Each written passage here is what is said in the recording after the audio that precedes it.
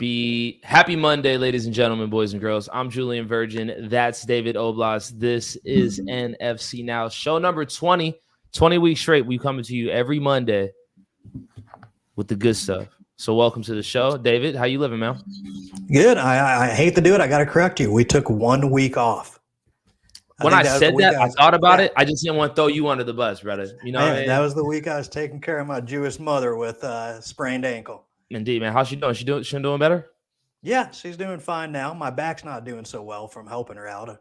A herniated disc, as I've told you, and pre-op this morning, surgery in 14 days, and I'm not telling my mom. Indeed. Okay. So you got surgery in 14 days. She got no surgery. I got surgery. Okay. What are you getting? What are you getting surgery on, man?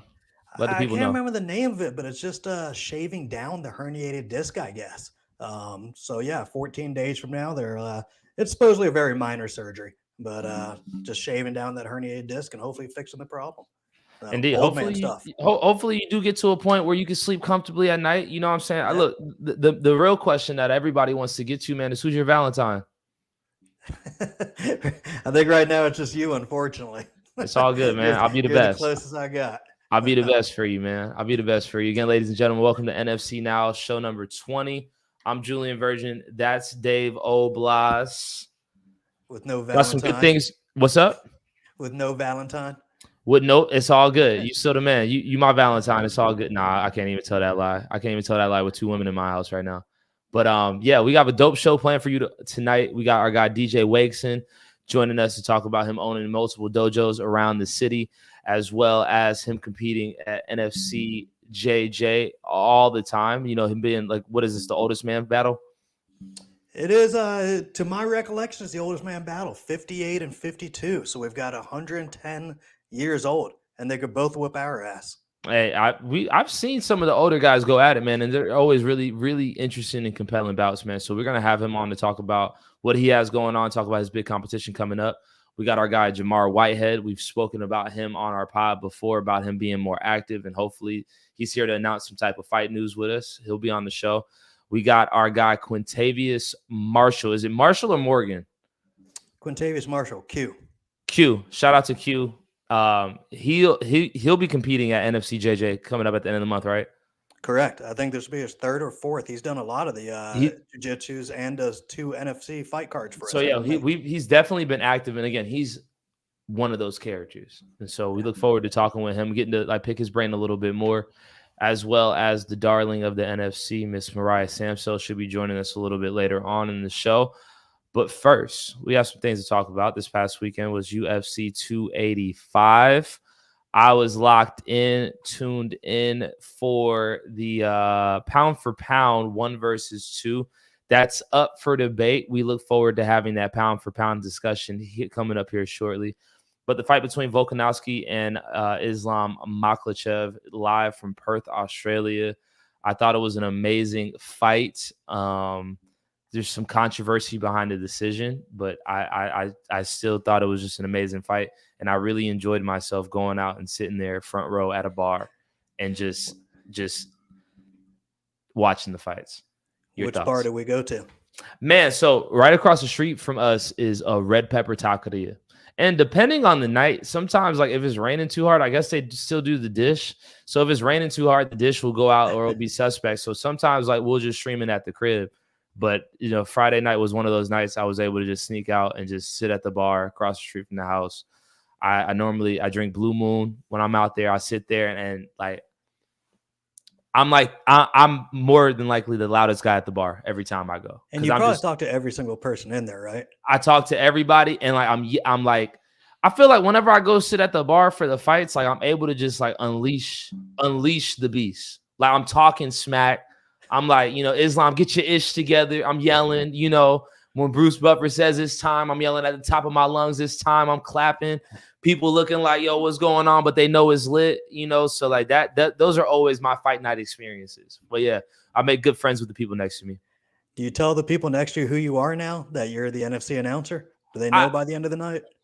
By the end of the night, they know, but I'll slide it in. It's like, what do y'all know about martial arts here locally? I'll lead with that question. I don't want to lead with, oh, I'm Julian Virgin. I'm the announcer for the NFC. I'm like, yo, what y'all know about the local fights? They're like, I've heard of it. One guy I was talking to, he was like, yeah, they do the fights at the district. He's like, I've been to one. I was like, okay. So like people are knowing, but it's always good to like be around UFC fans and then kind of use that as a segue into the National Fighting Championship. Hey, like, well, you can go to Atlanta's best sporting event. Like, this is real talk and like in person and watch this just live. And I think, as fight fans, which most people are that are going to be at the bar on a Saturday night watching the fights, like they're fight fans. And so they'll come out and support the NFC.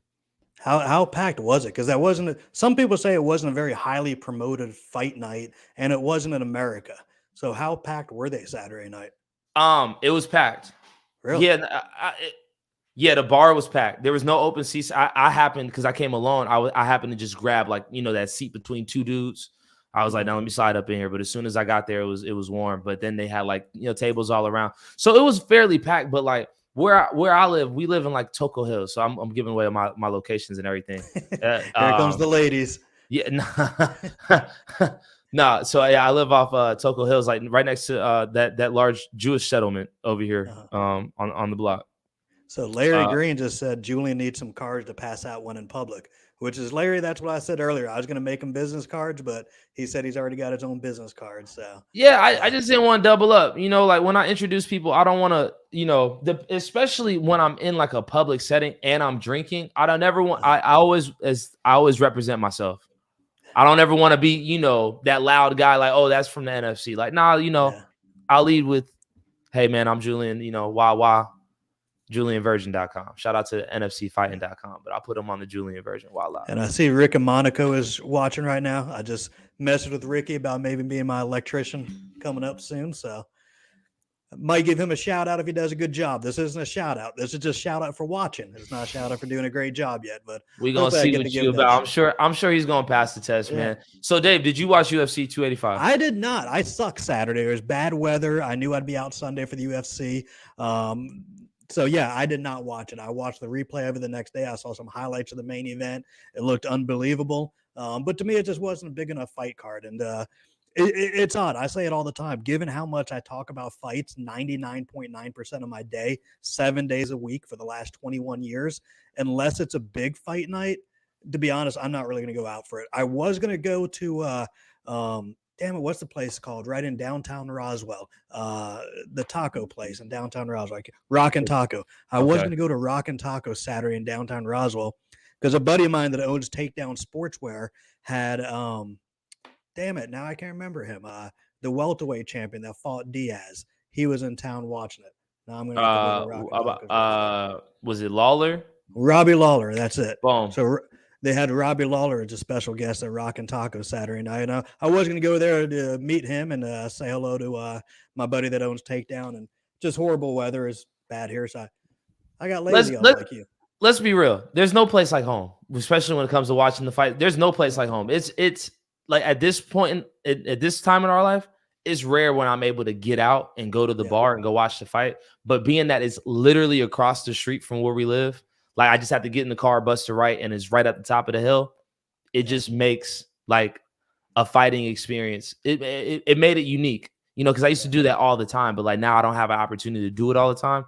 But just going out there, sitting there, and just being able to yell at the television as a good fight is on and talk to other fight fans while I'm having a drink, that's top tier stuff. The rest of the card was great. Shout out to Yair Rodriguez. He's one of the most unique fighters in the UFC. And I think this is what I wanted to transition to. No, matter of fact, we're going to talk about open scoring because that was I was about to bring into your pound for pound right then. I was about to bring it in too, but I didn't want to skip over what we initially talked about, which is the open scoring. We could go pound for pound. You want to go pound for pound? Let's do that first. Okay, pound for pound. Yeah, let's do pound for pound. If we see DJ flash in, we'll talk to him about open scoring and other stuff and then slide into it. Maybe while we wait for Jamar or something. First of all, I want to just start with we'll start with UFC pound for pound, right? Mm-hmm.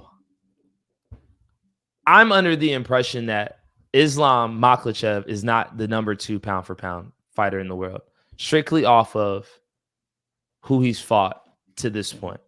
Yes, he beat Charles Oliveira. He beat him handily. He also beat Charles Oliveira ultimately in his backyard. That was a away fight for Charles. That was a home fight for Islam.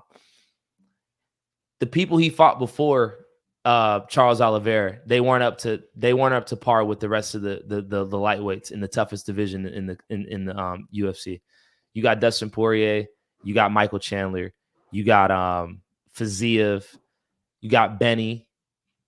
He didn't fight any of those guys. He literally he fought Bobby Green, Dan Hooker, and got a title shot versus Charles Oliveira. He smoked Charles Oliveira, but I just don't think that you can put him number 2.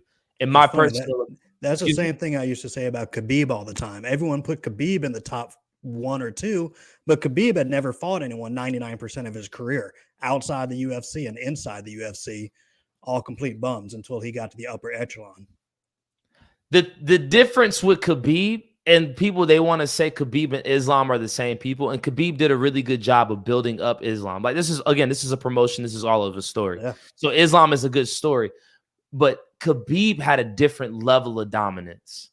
Like Khabib would hold you down and just like beat you up. Yeah. Like Islam is gonna hold you down and it immediately submit you. Like Khabib's way of beating you up was different. So yeah, he didn't have the resume, even though he did beat up some really good. Like he beat up Edson Barbosa. He beat up Michael Johnson. Like that was like those are very violent fights. Yeah. And so I just don't think Islam's number 2. He's a great fighter. He put on a great show too. He fought a great fight. I just don't think he's number 2. In my personal opinion, the best fighter on the promotion is still Kamaru Usman. I would probably agree. And we're opening this discussion to everybody else that's watching. Y'all drop some comments. Let me know what you're thinking just in real time. I see one guy talking about Islam, inshallah, look, alhamdulillah, the whole 9. I get it. Islam is fire. But let's not act like Kamaru Usman wasn't being discussed as the greatest fighter of all time before he went 4.5 rounds where he won 3.5 of them. And got caught with a head kick. He got caught with a good head kick, but we can't put Leon Edwards ahead of Kamaru Usman, and they fought twice. I don't think that we could do that. Yeah, Leon is the champ right now, but let's not act like Kamaru Usman wasn't cleaning him up and then killed everybody else. So who are like your top 3? Kamaru Usman. John Jones hasn't fought in a while, so I can't throw him in here. But I want to put this out there. I think Robert Whittaker I think he's going to hold down that number 3 spot. In my opinion, Robert Whittaker is one of the best fighters in the world because he's all around. Like when I think pound for pound, I think just all around skill set. You're not just like a tactician in one discipline. I like to see that all around. I think just Robert Whittaker, what he does, I think all around he's a great fighter.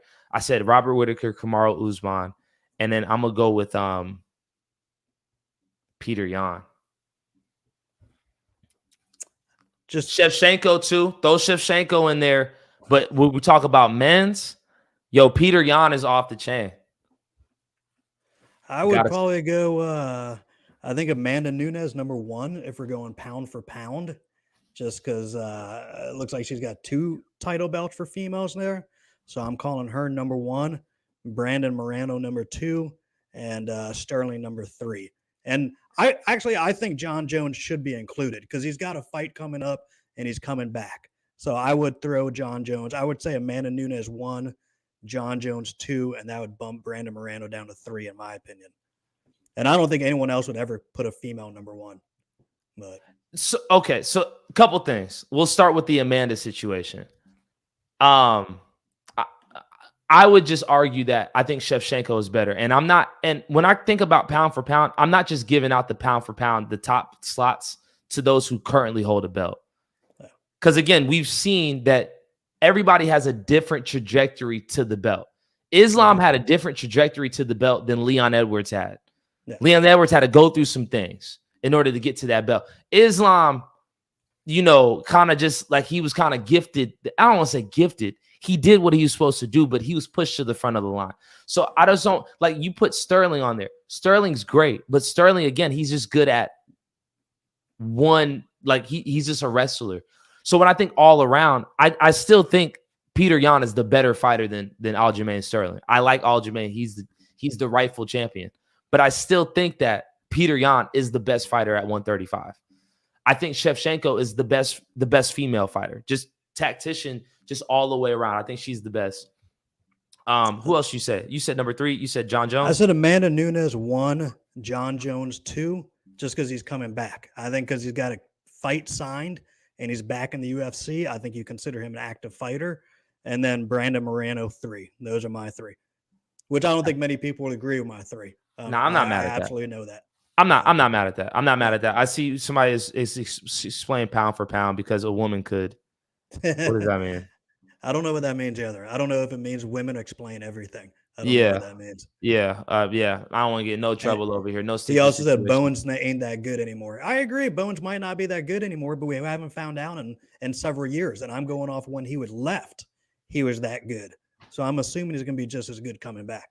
No, I think 3 years is going to change him, and especially the way his body is changing. He's going to be fighting a really good fighter. But again, I think John Jones is all the way around. He has multiple ways to beat you. He's not just like, okay, he can only beat you. Like, yo, throw Volkanovski in there. My bad. Let me not disrespect Volkanovski. Volkanovski, so if John Jones wins the heavyweight title in his first comeback fight in 3 years, is he in the top 5?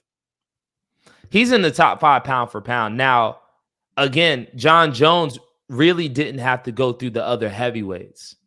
So, like, I would kind of look at his heavyweight title, just a little bit differently, being that this is like a vacant title. He's not taking the belt off anybody. He's like literally fighting somebody who the last champ just beat.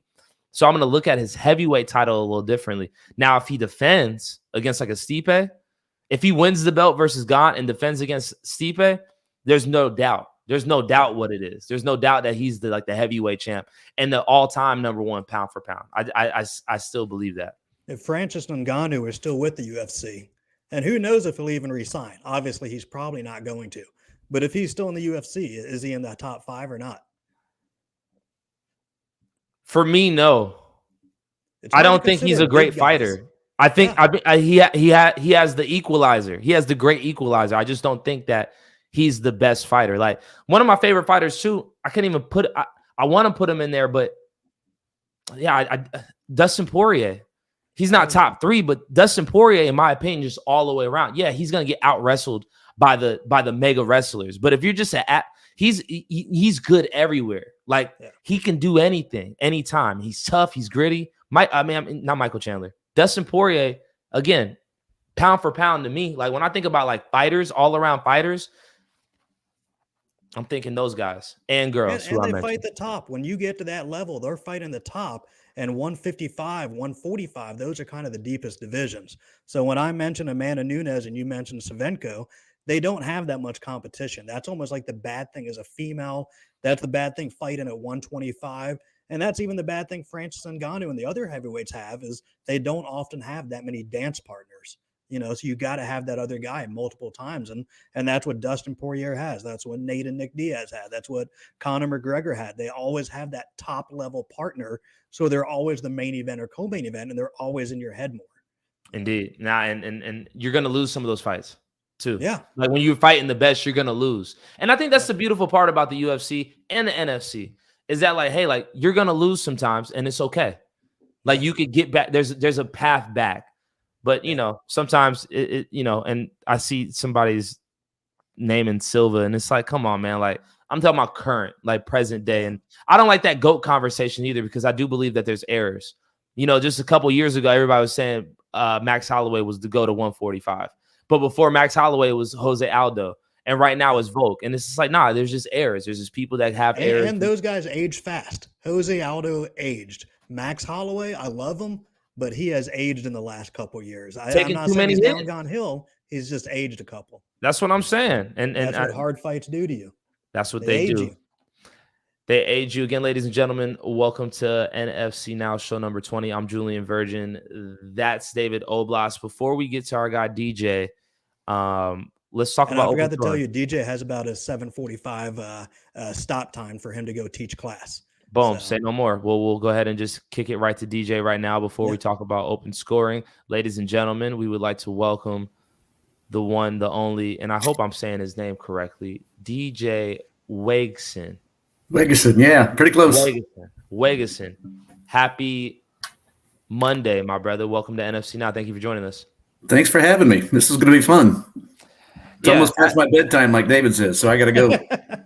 It's gonna be fun, like you are, man. Now that I'm seeing your face again, man, I vividly remember the last time that you competed at NFC JJ. I believe that your opponent was hurt in that fight. No, I'm sorry. That was another one. I believe that you finished your opponent. Yeah, I finished the last three. So yeah, that's probably a pretty good guess. Let me ask you this: when you're done finishing somebody and you stand up and you realize somebody just tapped, what is that feeling like? That's awesome. That's the ultimate. You just won. You made them quit. They didn't want anymore. That's great. I think I said you had a hard stop time at 7:45 because you were teaching class. Looks like you're at home though. Are you still teaching tonight? Yeah. I'm the gym I teach at's like 2 minutes down the road. Oh, damn. So what time do you teach? Like 8 o'clock? Yeah, it's an 8 o'clock class. So that puts you done at 9 o'clock. Gossip afterwards. 9:30. Home at 9:30 or 10. Drink your warm glass of milk and then go to bed. Nah, Miller Lite and Goldfish, man. Breakfast of champions. So Julian, the announcer for the fights and co-host, didn't know the history of DJ Wegeson. So I was trying to tell him, you're 58 now. You fought, I think, in 2007, 2008, I wrote down. So doing simple math, that's what, about 43, 44 years old fighting?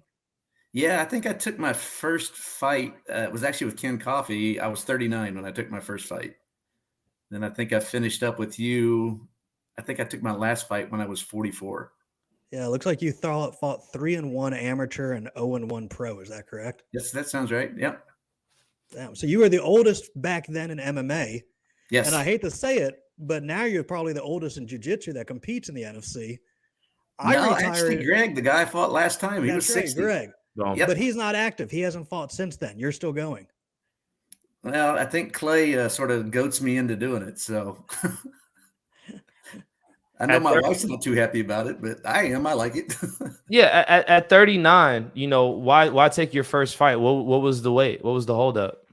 Man, I had done some K1 stuff, some combat kickboxing stuff, sponsored some teams, and one of my buddies got in with my former professor, Steve Hedden, and I just fell in love with it. I would go over there and help him with their striking, and I started doing jiu-jitsu with Steve, and just one thing led to another. He said, what do you think about doing a fight? And I'm like, yeah, I'd love to. So when was this? Like, when you were doing the K1 stuff, like when did you get into it, and what was the kind of the introduction? I was still older too. I was probably in my early 30s.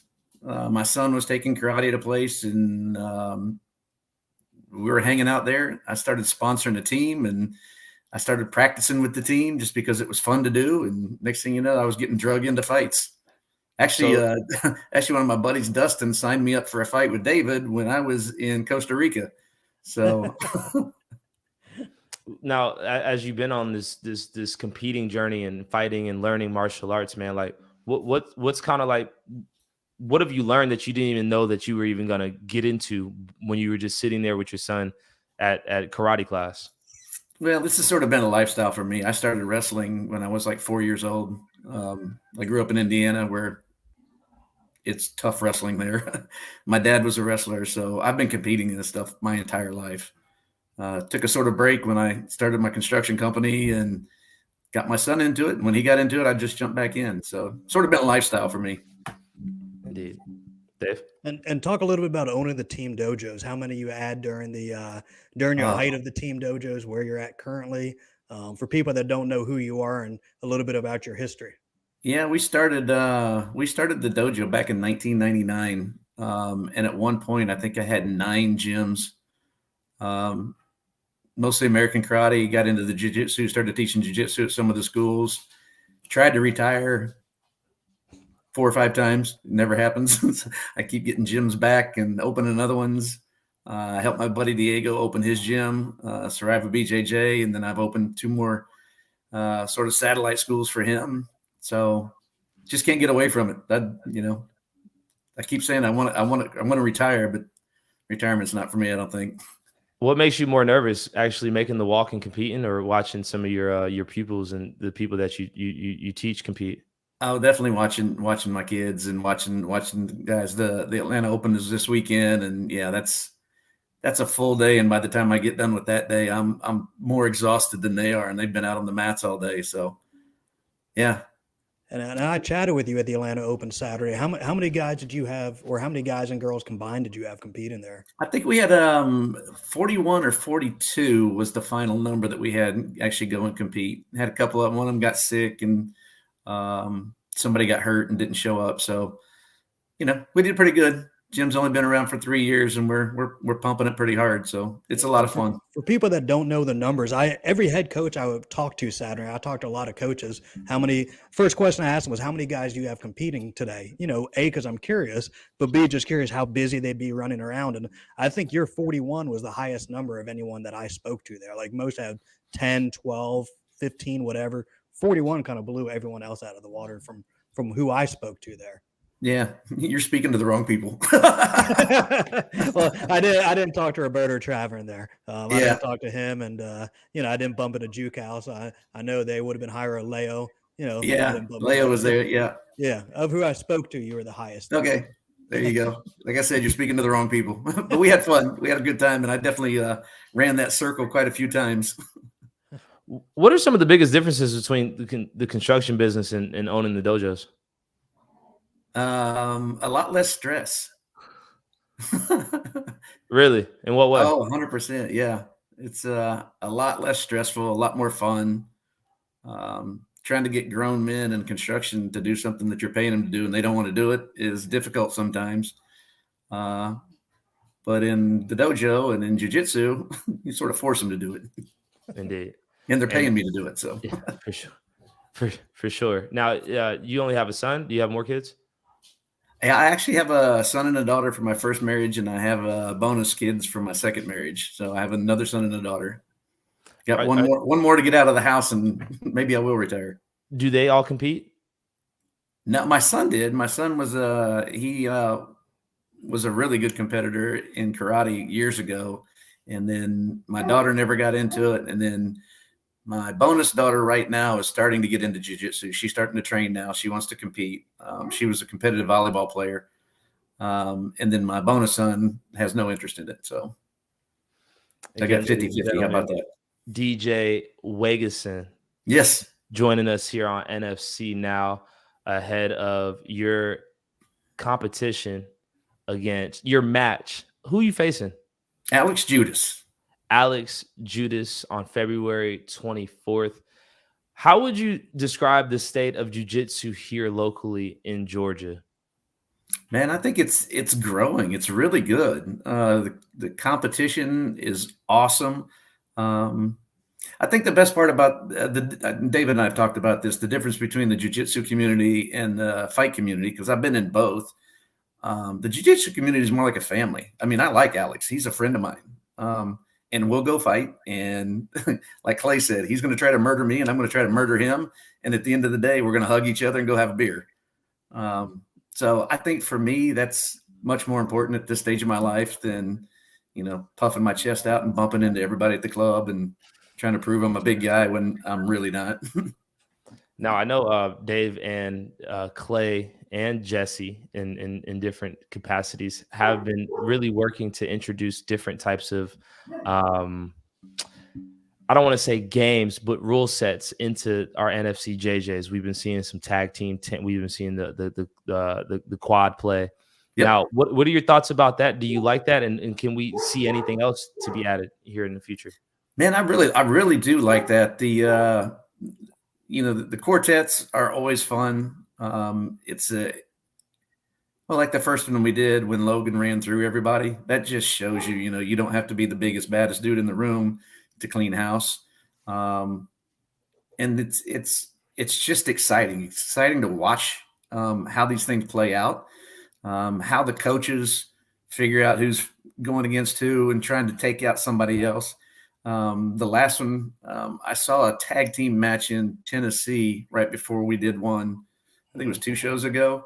I think that'll be a lot of fun once the coaches and the players understand the rule set more. Mm. They didn't play the tag and the 5-second grab very well at the last one. It was like, I'm going to tag and I'm going to jump out. It could have been done much better if the coaches and the players had understood those rules a little bit better.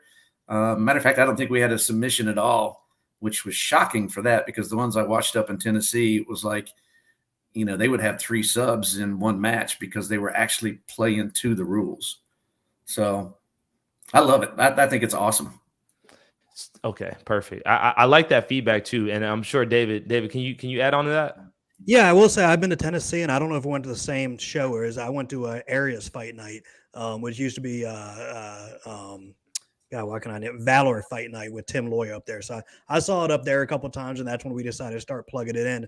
And then on our first match, it was SPG versus someone in the tag team. I think SPG versus Octopus maybe, and they didn't do a lot of 5-second tag team. They did the tag, but they didn't realize they had 2-on-1 for those 5 seconds. Exactly.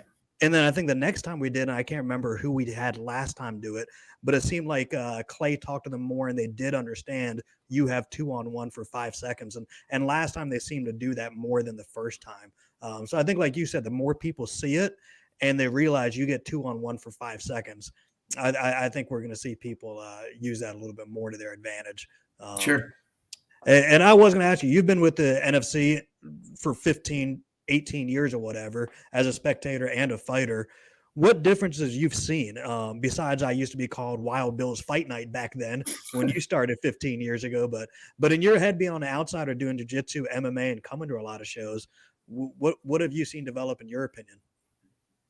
Man, feel free to give me the pros and the cons. I like they're always good shows. I mean, and I'm not blowing smoke here. You've always done a really good job of putting on really good shows. The biggest thing for me is I can say you've always taken care of the fighters. That was huge for me when I was fighting. It's even more fun now. I'm the old man, and you guys keep dragging me back in there. It's like, I don't know why they still want me there. Clay's like, you sell tickets. And I'm like, okay, I've got a lot of students. But, it's always been a good show. Back in the day at Wild Bill's, it was so much fun. That was the most electric place I think I've ever competed at. They were awesome, awesome shows. And now just, I guess the district where I've competed most, center stage a couple times, but the atmosphere that everybody brings to it is just so much fun. And like I said, for me now, the jiu-jitsu is more fun because it's like a community of family. Everybody knows everybody. Very few, I'm going to see you in the parking lot and drag you around the parking lot. It's just not that way. It's just a lot more fun. It's something I can take my kids to. I mean, I've taken my kids to, Jake used to come and he used to be our graphic designer. Jake was your graphic designer for a long time. And he used to come to Wild Bill's with me. I remember Amy, put him up in the mezzanine, don't let him come down. And, I've loved that. Now with the jiu-jitsu stuff and the way it's more family friendly, you can bring kids and stuff like that. And I think that is a huge part of, teaching kids about the sport. And, you don't have to be the biggest, baddest dude out there. It's just fun to go watch, and then it gets the participation up. DJ, I've come on this pod multiple times, and I've given praise to a Walnon Constantino for being a character in jiu-jitsu, because you just mentioned that it's a family friendly, it's very respectful, it's a family environment when it comes to the community. Yeah. From my perspective, NFC JJ, the jiu-jitsu community, could add a couple more characters, or we could do a better job of telling those stories about who those characters are to get people a little bit more engaged. Those that are in just the fighting community, to get them engaged with the jiu-jitsu community. Now, are there characters, from what you see, are there characters out there, or is like just the all-around method of competing in jiu-jitsu just strictly based on respect, to where you're not going to see as many as those? Yeah, I think,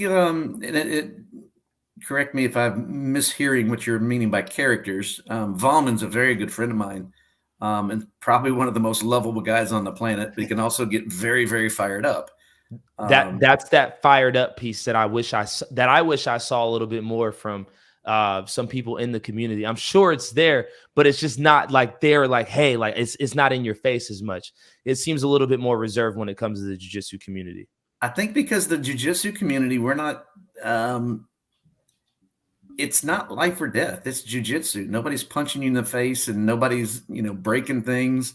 I mean, like I said, I finished my last 3 fights by submission, and I try to make it a point not to hurt somebody. For sure. I want them to understand that they're stuck, they're caught, they can't go anywhere, and if they do something wrong, they're going to break. I tell people this all the time. I don't hurt people. I allow you to hurt yourself on me. I think you were one of my last roles. I came to your wedding.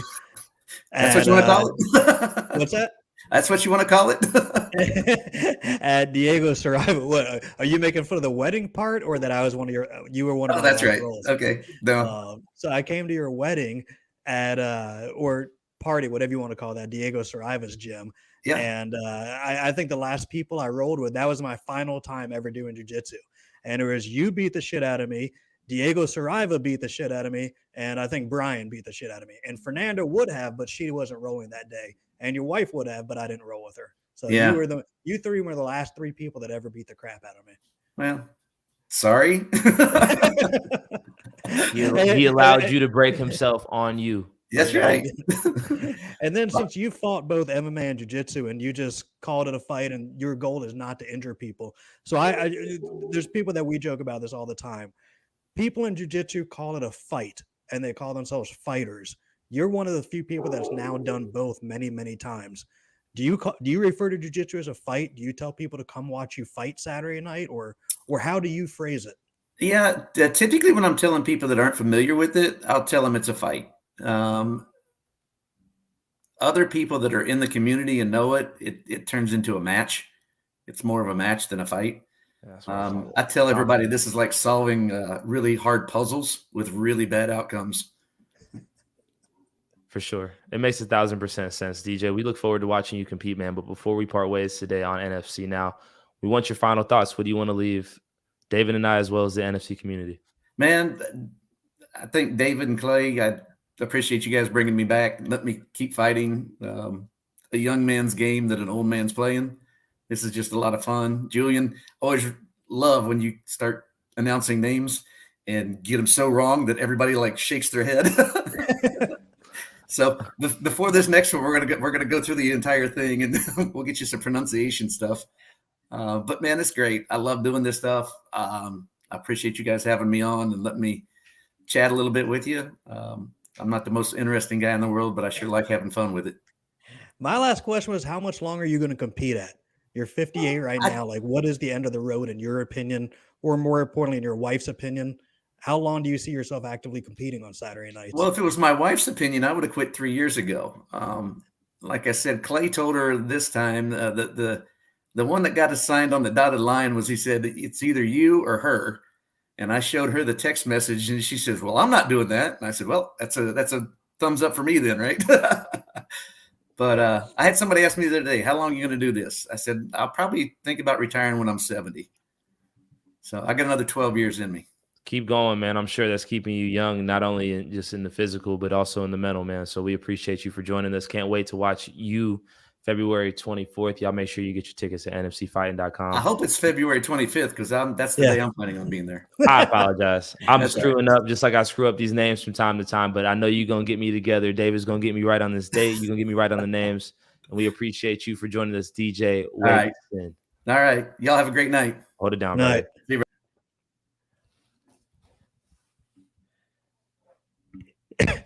He called you out for names. I'm with it. I know I'll be butchering them. And when I go to the side, they're like, yo, if it's a double R, you got to roll them bad boys. No, if it's double R, it means an H, or it's silent or something. It's cool. I'm able to take that critique. I appreciate them even caring enough. I think it was the first show you did. Was it Gracie Barra? It was supposed to be Baja. Yeah, I forgot how you pronounced it, but that's I know they was looking at me like, yo, who is this? Yo, who is this dude? Yo, they was like, yo, Dave, who's your man? Yo, who got him? I looked at someone, I was like, like they're gonna fire him right now. Like I was like, this isn't good. They're gonna look at me like I brought a newcomer in here or something. Y'all didn't. No, you did bring a newcomer in. I mean, I ain't know nothing about the jiu-jitsu community. That's why I'm like, yo, I'm trying to figure it out. I'm trying to figure it out. But the people realize you do care about the names. I'm happy they see it. So I don't mind getting called out. I don't mind because I want to get it right because your name is your name. Your name is important. I want to make sure I get it right. Sometimes I forget it. There's a lot of things going through my head, but we try. So again, ladies I and don't even gentlemen, know welcome. when you get there, like what's your protocol? I know you have the cards that I send you written out and you got the tail of the tape, but when you get there, do you go to the dressing rooms at all and ask them if it's names you don't recognize or don't know how? Do you make a walkthrough first? Yeah, I'll make a walkthrough of his names that I don't recognize. And if I'm not able to find that fighter when they walk in, like after I call their name, if I call them to the ring, if I haven't already talked to them, after I call them in there, in that little time where they're walking around getting checked up, I'll just whisper. I'll just ask like, yo, let me make sure I'm saying this correctly, because I want to make sure, again, that's people's moments. Like that is your moment. Get the name right. You know what I'm saying? Like my mama gonna be there, my girlfriend gonna be there with the camera. Don't have bruh up there not saying the name right. I mean, that's not a good look. So these that's days, the it's not process. just your girlfriend there; it's your girlfriend there, your side piece is there, your third girl is there. You feel me? Like, yeah. yo, I got the promoter sitting there looking at me. He might be cutting not the check a little bit problem. later. I'm like, yo, say my name is my name. Say it right. So yeah, definitely try to just get people right. So yeah, we gonna make it right on the 25th. Yeah. The next one up on our pod tonight is Jamar Whitehead. That's an easy one. We can say that. Mariah Samsel at 8:30. That's easy. And then Quintavious Marshall. I think I got Quintavious right. I'm pretty sure. I only call him Q. I got Quintavious. He has like a nickname too. Yeah. What's his nickname? Like, what's his name that he goes by? I just call him Q. What is his nickname? You know his fighter nickname. Oh, and talking about fighter nicknames, I think this will be a good opportunity as we wait for Jamar Whitehead to join us. Leon Hart is what he's got on his Facebook, but Leon Hart. I thought he had like one of those like nicknames in the middle, man. But I think this would be a good opportunity for us to talk about that Luis and Reese belt that you kind of had in the working, man. Tell us more about it. Yeah, so I guess we asked people's opinion on Facebook for names for a title belt. They both wanted to be some kind of title belt, which similar to the baddest motherfucker, the BMF belt that the UFC came out with. And we obviously can't use that. So I asked people's opinions for Facebook, and it didn't get any huge responses that we fell in love with. I think the only one that we really liked was the fuck around, find out. But the initials would be FAFO, FAFO, which doesn't roll off the tongue, and I think it sounds pretty cheesy. And I don't know. I don't want to. Props to UFC and Dana White making the baddest motherfucker belt. I don't want to make something that says "fuck around and find out." I think that's silly. So I was trying to figure out something that had ATL in it, kind of like BMF, ATL. A couple names I came up with was Atlanta's toughest. Then you got to figure out what L stands for. Atlanta's top L. So it's almost like, what does the L mean in ATL? Atlanta's toughest or Atlanta's top. Other ones we came out was kind of the fight for the A belt with the A in the middle, kind of like Atlanta Braves or something like that. Lewis sent me a couple suggestions. I hated them all, so I'm not even going to mention any of those. They didn't make the cut. So he wanted to call like the baddest stepper or something like that. The biggest. Yeah. Stepper. So this is. I'm not going with that. I'm gonna be real with you. When I hear people say ATL, it just makes me think about like people that are not from Atlanta talking about Atlanta. It kind of makes me cringe a little bit. Like, oh, you from the ATL, and it's like, this is like, yo, this is Atlanta. You feel me? So I get for the sake of the belt, it would look good if it just said ATL. Yeah. But I don't know what that translates to. Yeah, what that translates to, especially when it comes to the fighting. So I guess we could throw that out to the people. We have time until that fight happens. But I do think that fight should have a moniker. But let's be honest. If we give this fight a moniker, what other fights or fighters are going to want their fight to have a moniker? Or is it just going to be commonly understood that this is a big fight, or if you have a big fight? And I don't think we change the moniker every time. I think if UFC ever does it again, it's the BMF title. I don't think they change it every time. So, when you say time, we're not in a time crunch or not, We're not right now because the fight's April 10th, so it's nearly 8 weeks away or so. But I've got to order these belts, and they do take 4 to 6 weeks to produce and get here. So I am on a time crunch, came up with a name and order them and get them from Pakistan here in time. Which people love that order my belts from Pakistan, but hey, that's what we do. So yeah, it is a little bit of time crunch there. I was going to order 4 or 5 of them. So I've just got them in the warehouse here. If we do this again, but the fight's got to be big enough to do it again. So can I double back to something that, before we had the pod, one thing that I was like a fight that I was really interested in, that I did a lot of like individual journalism on, was the Travell Miller versus TJ Holt fight. And they labeled that the top dog title. And I felt like that sounded good. It made sense. It's not the BMF. It's PG. It's like it's Atlanta. You know what I'm saying? It came from TJ Holt's mouth. Like, if anybody needs I think top dog. I feel like that's what you want to be called. You want to be the biggest dog on the yard. You know what I'm saying? Like that top dog title. And it seems like this fight between Reese and Lewis is a top dog title. Like if we put it like that, because these are both great fighters that, are here in the area. Yeah.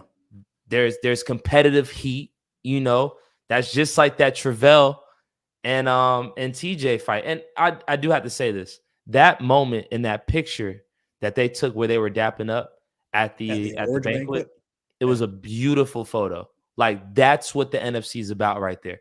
Yeah, they went back and forth. It was respectful trash talk. It was respectful. It was like, hey, I'm coming for you. You coming for me. We gonna fight.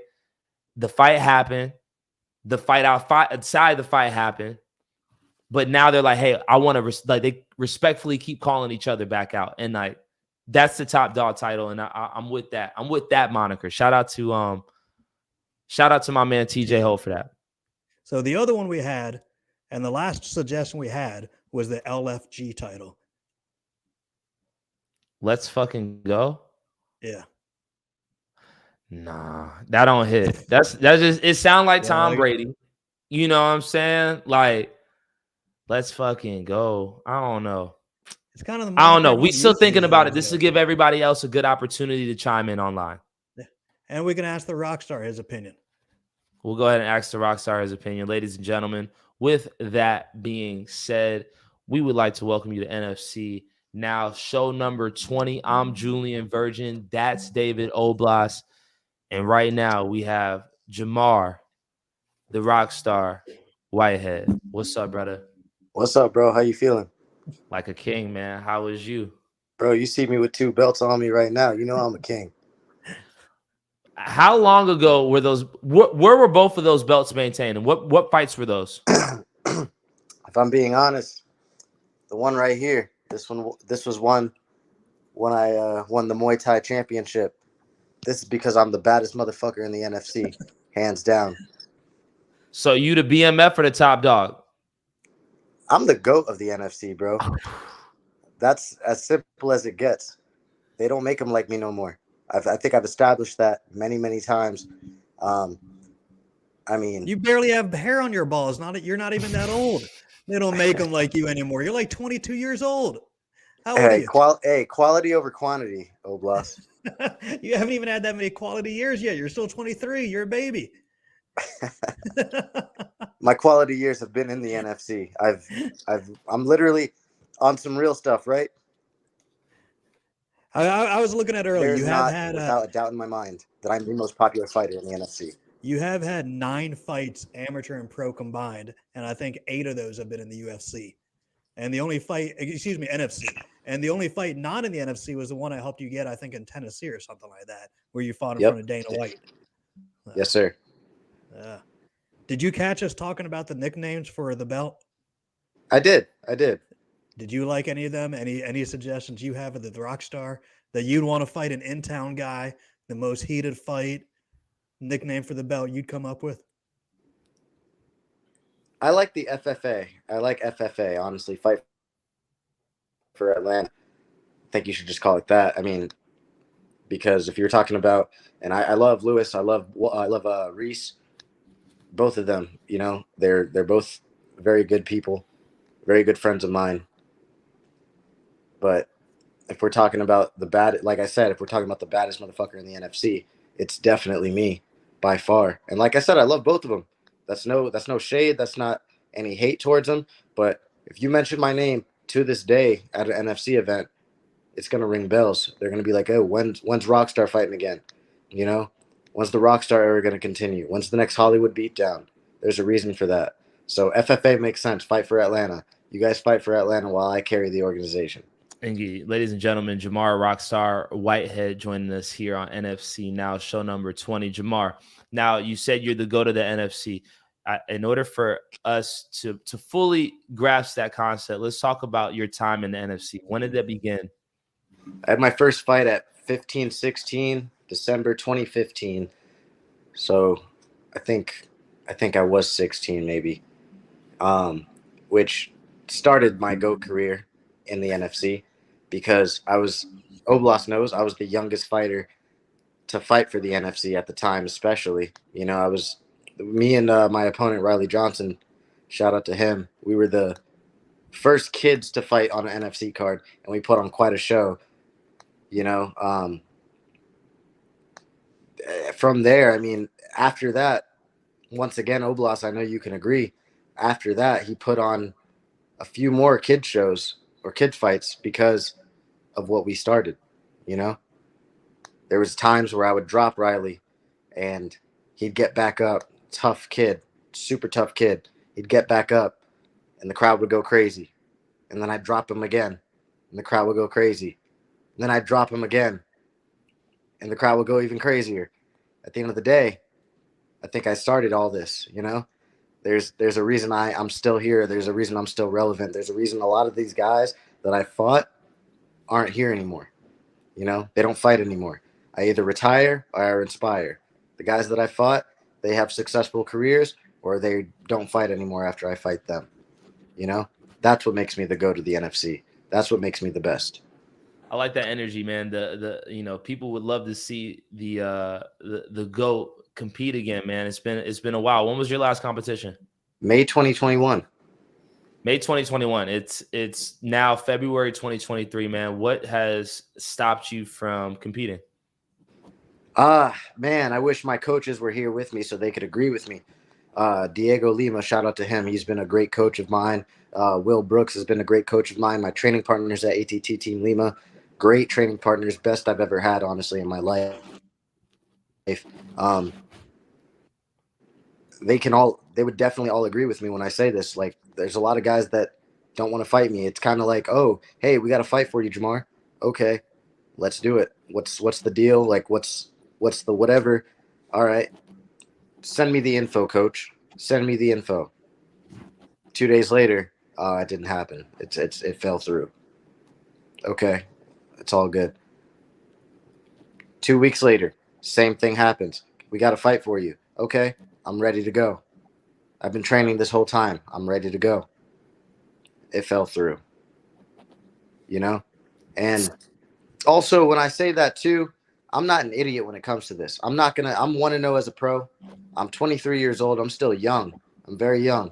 I've been here for a long time. I've been here for a very long time, but I'm still very young. I don't take much damage either, as you could see.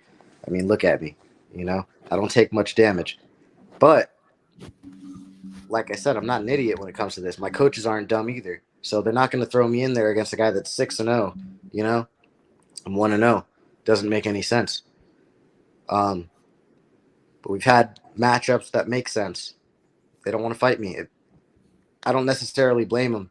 I'm coming off of 2 knockouts. Both of the knockouts are in less than a minute. 25-second body kick knockout. 48-second. Caught a murder case. First 48. Knocked him out cold. You know what I mean? This is just what I do.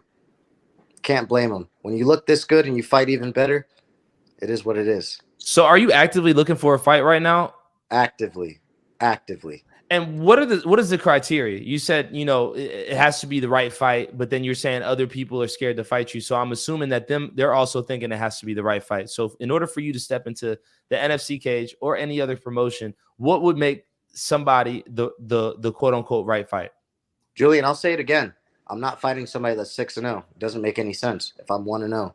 1-0 versus 6-0, Doesn't match up, right? If you're 1-0, if you're 2-0, if you're 2-1, 2-2, 1-1, I don't care. Step up. Let me knock you out real quick. Take a canvas nap. NFC mat is pretty comfortable. So I've heard. Never been on it personally, but hey. At what weight class are you competing? 135. 135. So The most 135 competitive weight class. And these guys don't want to compete against me. 135ers in the NFC. You heard it here first. If you are a professional, Jamar White, the rock star Whitehead, is looking for a fight. David, I saw you wanted to jump in, man. What'd you have for us? I was just letting him talk because I like listening to Jamar talk. Outside of you, not including yourself, we were talking about top 3 or top 5 pound for pound in the UFC. Who is your top 3 in the UFC? And who is your top 3 in the NFC? I know we'll put you on the spot there, but if you had to think of top 3 pound for pound on both. Okay, top 3 UFC. I think this is a pretty clear cut. I mean, you got Alexander Volkanovski, you got Islam Makhachev. Big fans of both of those guys. I'm sure you guys watched them fight. That was a crazy fight. I love that. But number 3, oh man, I don't know. I don't know about that one. I guess you'd have to really throw in John Jones on that. I mean, I know he hasn't. What? I included John Jones in mine because he's scheduled to fight. He's back. And you know what? I think he's gonna shock a lot of people for some weird reason. Like, John Jones is John Jones. He's never really lost a fight at all. Barely lost many rounds, to say the least. And Cyril Gane, the guy that he's fighting, is very good. But I mean, this guy, he's just on another level. I think. I think he understands how to mix it up perfectly. So, John Jones. What about top 3 or 5 locally in the NFC that you've seen? Outside of Jamar Whitehead and outside of Damian Whitehead. Okay. All right. Now you're okay. Let's see. Top 3 NFC. I don't know. You have to get back to me on that one. I'm not going to lie. You got to get back to me on that one. That's a tough list, though. You have a lot of really good guys. But I'll tell you who I'm a big fan of, and I've always been a big fan of him for a long time. And he's not a super popular guy for some weird reason, but I've seen him fight 3-4 times now, NFC or not, and he just dominates every single fight. And I don't see how people don't like the guy. And this is only one guy. Brandon Moran. I mean, this guy styles on people every time he fights. Styles on them. Such a good guy, like I said, and his style, I would say, is somewhat similar to mine. Big fan of that guy. Seriously, big fan of that guy. I saw Brandon Moran fight for Icon FC. He lost the first round. Got pieced up pretty bad in that first round, but the second and third round, man, came back and definitely impressed and won that fight. Shout out to Champions Training Center out there. Shout out to Brandon Moran and shout out to Jamar, the rock star Whitehead. Now, you talked about ATT Team Lima. When we first met, we met at Team Octopus, man. You're no longer at Team Octopus. What happened? There's a lot of personal stuff that went on, a lot of personal beef, I would say. I don't really want to mention it too much because I do actually still go over there time to time to train with one of my striking coaches, Wayne Barrett. Great Muay Thai coach. One of the best I've ever had, other than my coach, Coach Brown, who trained me from the ground up. I feel like, other than my Taekwondo days, that guy really made me who I am. He's the reason I won the IKF World Championship. He's the reason I won the NFC Muay Thai Championship. He's the reason I'm 7-1 as a Muay Thai fighter. He is the man. With that being said, I have a tough time trusting a lot of coaches. I've noticed that with myself. And Wayne Barrett has definitely, without a doubt, been one of the best coaches I've ever trained with. He understands the game, and he understands my style, and he knows how to blend both of those together. So Wayne Barrett's the man. On top of that, I also have my other coach, Milos Angelic. He's my boxing coach. My last 2 fights is right before my last amateur fight is when we really started working extensively. And I really believe he cornered me for both of those fights. I really believe the proof is in the pudding on those. Like, he was in my corner for both, and I got 2 knockouts in under a minute. Granted, the first one, my last amateur fight, was a body kick knockout, but if you pay attention to right before that, the guy came at me. I slipped his punch, hit him with the cleanest left straight you could ever see. I'm surprised he didn't go down from that, but that's how fighting goes. He's the man. Milos Angelic is definitely the man.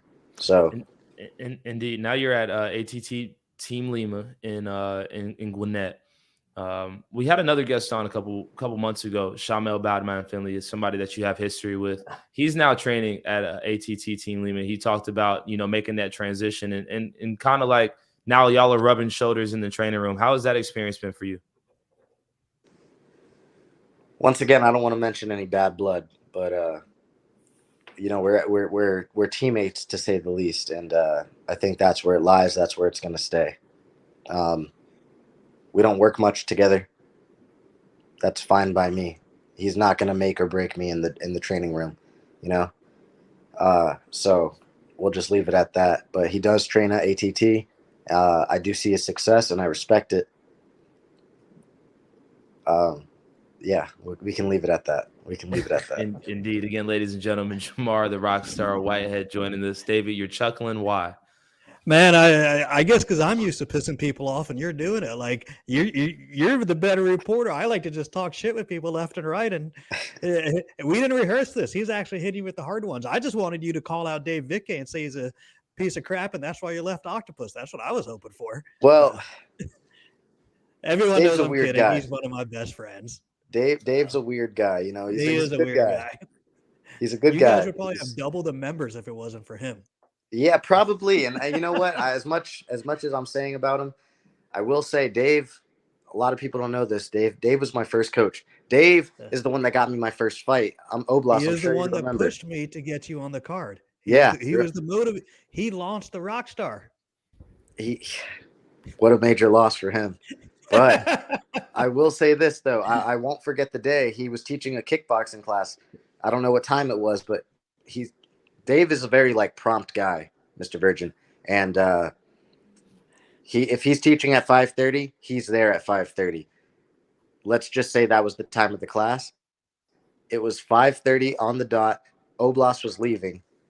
Dave left the gym for 5 minutes at 5:30 on the dot to go talk to Oblas about getting me a fight. He is a big inspiration on why I got my first fight in the NFC.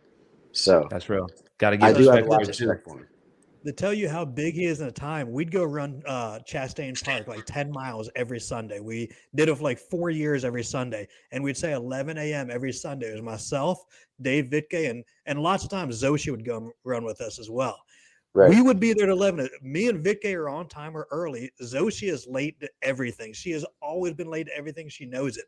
So right at 11 a.m., I'm telling Dave, let's wait a couple minutes. She just texted me. She's 3 minutes away. And Dave would say, you leave. I'm out of here. And he'd start running without her. Every time at 11 a.m., whoever we were going to run with, if they were not there, he would start on the 10-mile run by himself rather than waiting 2 or 3 minutes. It's as weird as he is. I respect it. And obviously there's respect being shown to Dave on the NFC Now podcast with Jamar Rockstar Whitehead joining us. Now, we talked about your time at ATT. We talked about why you've been without a fight. Is there a name in Atlanta that you would like to see? In Atlanta, man, I don't really want to say it too much just because for the sole fact that, well, first off, Julian, there's not many pro 135ers that I don't already train with or I'm not close with, Malcolm Waymaker, that's my boy. I would not fight him. Akeem Bashir, that's my boy and that's my training partner. I'm not fighting him. I helped him for his last fight, the whole camp pretty much. So there's not many guys that I would fight. Mike Wilson, he goes to my gym, ATT, to help, prepare himself for camp. So there's not many guys at 135, and his next fight's at 145, but not many guys at 135 that I want to call out in Atlanta as far as the pros go right now. But there are a couple of guys that I think have ran their mouths, and they're doing a little bit more bark than they are doing bite. Travell Miller's one of those guys. I remember seeing him at Octopus one time when I was training with Wayne, and for a long time, I've known Travell. A lot of people don't even know this, but I've known Travell since I was like, I would say 17. I used to go to X3 every Friday and Sunday, and train over there. And I would always see him over there, and he was always super cool, super respectful. All of a sudden, he comes to Octopus, and I said, "What's up?" to him, all respect, all that, because we've always been cool. And as soon as I see him on the last time, he's in front of a couple of girls, or I guess that's what it is. But he sizes me up. He looks me up and down, and he's like, "What weight do you fight at, bro? I've known you once again since I was 16, 17. My weight class has never changed. You know what weight class I fight at." But anyway, I tell him 135, and he says, "I'll see you soon.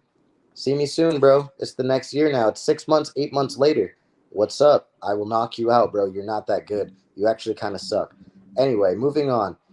Anthony. Wait a minute. Angel's At another guy. 130, would you see him at 135 or at 145? Is it? He said he can make 135. So see me at my weight class. You want to call me out? I'll knock you out. I'll make you take that canvas nap. You know what I'm saying? You're not that good, bro. You actually, like I said, you're kind of suck. I don't see you're knocking these guys out that don't know what they're really doing.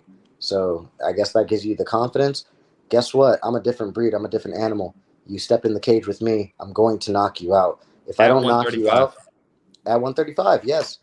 Like I said, you call me out, you meet me at my weight class, I'll give you a canvas nap. It's that simple. He's not that good, as you could see in his last fight, maybe last 2 fights. I don't know. I don't think he takes it as serious as he thinks he does, but that's on him. He's not a good fighter. That's the reason why he keeps losing, and that's the reason he's going to lose against another one of my teammates, Giovanni Butler. He's going to take him out, and he doesn't even realize. And if you lose to JoJo, guess what? You don't deserve to step in there with me. I'm not saying JoJo is trash by any means. I'm a pro. You're losing at the amateur level. Stay at the amateur level, bro. Go do a fucking point kickboxing fight.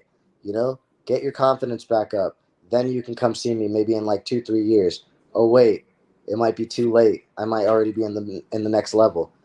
Trash. Anyway, moving on. Anthony Angel, that's another guy. Super fake. I would love to knock him out too. He's not that good. He's never called me out, so I'd probably meet him wherever he wants. But is he 45? He might be 45. I don't really care what he's at. I don't really care for him. I'll slap him in the fight. Will you slap him at 145? Anthony Angel? Yeah. Why not? I'd fight him at 145. He's a snake though. I've been around him a few encounters, and he's one of those guys that talks a lot on social media, and then as soon as he sees you, it's like, "Oh my God, you're so good. You're so this, you're so that." Like, bro, get that shit out of here, bro. Learn the fight game. You talk shit, you get split. How many times have I told you that, Julian? I've heard that before. That's a good one-liner right there, bro. I ain't gonna hold you. So I will say the only bad thing is you've just called out 2 amateurs, though. So that's the bad part. And that's where I was going with it, though. That's where I was going with it. There's not many pros that are really in my weight class in Georgia. Now, as you've seen recently, Oblas, and I don't know about you, Julian, but I know you've seen it, Oblas. I've called out multiple fighters in other states: Florida, Tennessee, South Carolina, North Carolina, Kansas. I'm going all over. I've called them all out. Once I call them out, it's hush mode. Once again, I don't blame them. But I need to get a fight very soon. I'm getting antsy. I want to put my hands on somebody. 25 seconds, 48 seconds. The next one might be a minute 15. That's just how it goes. Looking at our roster, here's a couple other names. Just looking at I'm digging around right now. Earl McKinney. He's 6-1 amateur at 135. If he was to go pro, make your pro debut, brother. So you guys aren't friends. You'd be open to that. Not friends, and he knocked out my brother, so let me knock him out. Josh Kozer. I don't really necessarily want to fight that guy. I'm not gonna lie, just because I've known him for a long time. My first time training with him was when I was 15. We messaged back and forth quite a bit. So, All right, so we're cross Josh off. Justin McCullum is fighting Josh in April. He's making his pro debut. Justin can get it. Justin can get it too. That's a fight. Okay, that's a fight right there. I like that. No, Julian, that's where you're mistaken. It's not a fight. It's a domination. It's a beatdown, isn't it? It's a beatdown. It's a Hollywood beatdown. It's a matchup that I would like to see you in the cage for. At the end of the day, I just want to see you back in the cage, bro. You the first person from the community in which I met. I want to see you compete again. And just as a fan, I'm just thinking about matchups like, oh, that's compelling. Like that'll get us to talk here on the NFC Now pod about like, okay, like Justin McCullum, Jamar Whitehead, Jesse Wable, where are you at? Let's make that fight. Now, David just went through a couple names. David, did you have any more? I didn't have any more names. I had a couple more questions, but fire away yours. So David mentioned a couple of names. And you were like, I fought him before. Again, you mentioned earlier that there's a lot of people that you train with, that you have trained with here in the area. We talk about this a lot on this podcast, and I just want to know where you stand on it. What is the balance between like, okay, we've touched each other in the training room versus like, hey, like we're in the same pool here in Atlanta or in Georgia, like let's fight? Well, it depends on the relationship, and I feel like a lot of the guys that are at pro at 135, unfortunately, I guess you could say for me, I've built quite the relationship with, like Malcolm is a perfect name. I feel like he's a perfect name for me to mention because he's doing very well. We're in the same bracket. I was just hanging out with Malcolm literally like 2, 3, maybe 4 weeks ago for a while. You know what I mean? Akeem, like I said, that's my boy. Like I would never. That fight doesn't make sense though, because I mean, was Akeem 2-1? 2-1. Oh, that does make sense. Maybe 3-1 tops. Yeah, but it does make sense professionally, I guess you could say. But for me, I couldn't do it. I really couldn't do it. I'm not one of those guys that wants to fight friends. A lot of these guys, I don't know how they do it, but they're like, yeah, we're cool, but a paycheck's a paycheck, brother. We're fighting in the NFC. No offense to Oblast, but we're fighting in the NFC. If we were fighting in the UFC for multi-million dollars, I'd still be skeptical, but it might push it a little bit more. You know what I mean? That's just how I don't disagree with you, but how do you expect to get to the UFC if you don't go through the NFC? And then after the NFC, you go through LFA or CFFC or whatever the other one is, just in my 2 cents. Not to get off topic, but Mr. Lima has been looking for fights for me in the CFFC, LFA, all these different organizations that are a little bit bigger. And these guys always, for some reason, always are like, yeah, I'll do it. And then they don't do it. And I don't think it's necessarily them, because a lot of fighters aren't as smart as you guys give them credit for. I think it's the coaches.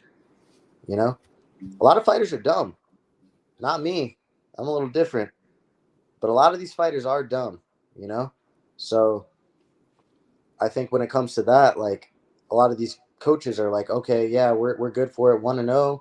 You're 1-0 or 2-0, whatever it may be. Let me look into it. I kind of like this. And then they watch me knock out 2 people in a row back to back. And then they watch my other fights. They watch my Muay Thai World Championship fight. They watch me. I've been doing this since I was a kid. I don't know if I like this anymore. That's how I truly feel. Will we see you fight on the amateur series card, or, I mean, obviously not the March 10th card coming up, but will we see you fight before the middle of this year? I'm hoping to get on the April card, Jesse Wable's amateur card. Obviously, I'm not an amateur, and obviously Reese and Lewis are on that. If I can't get on that one, move me to the June card, Hopefully I get something before that even, though, But if I fight before that, and then I can fight in June too. Listen, my style, there's a reason I'm as good looking as I am. I don't get hit much, My style, I'm a very evasive fighter, but then when it's time to crack, I definitely crack. You know what I mean? So not even, I know I keep mentioning it, but my last 2 fights, I got 2 knockouts, right? That's going off of my counters. But if you watch any of my other fights, there's a reason I drop all the guys that I fight. Almost every single one. If I don't drop them, guess what? They go for a big strike, I'm taking them down. The biggest. So you have mentioned a couple of times the big fight we're looking forward to, Lewis Burrington versus Reese Watkins. You mentioned they're both good friends with you. Who do you see winning that fight, and how do you personally see it going? Why would you ask me that if I said they're both good friends with me? Because you can still pick them. I'm good friends with a lot of people. I can pick fights. I can say how I see it going. You know what? I'll be honest. I don't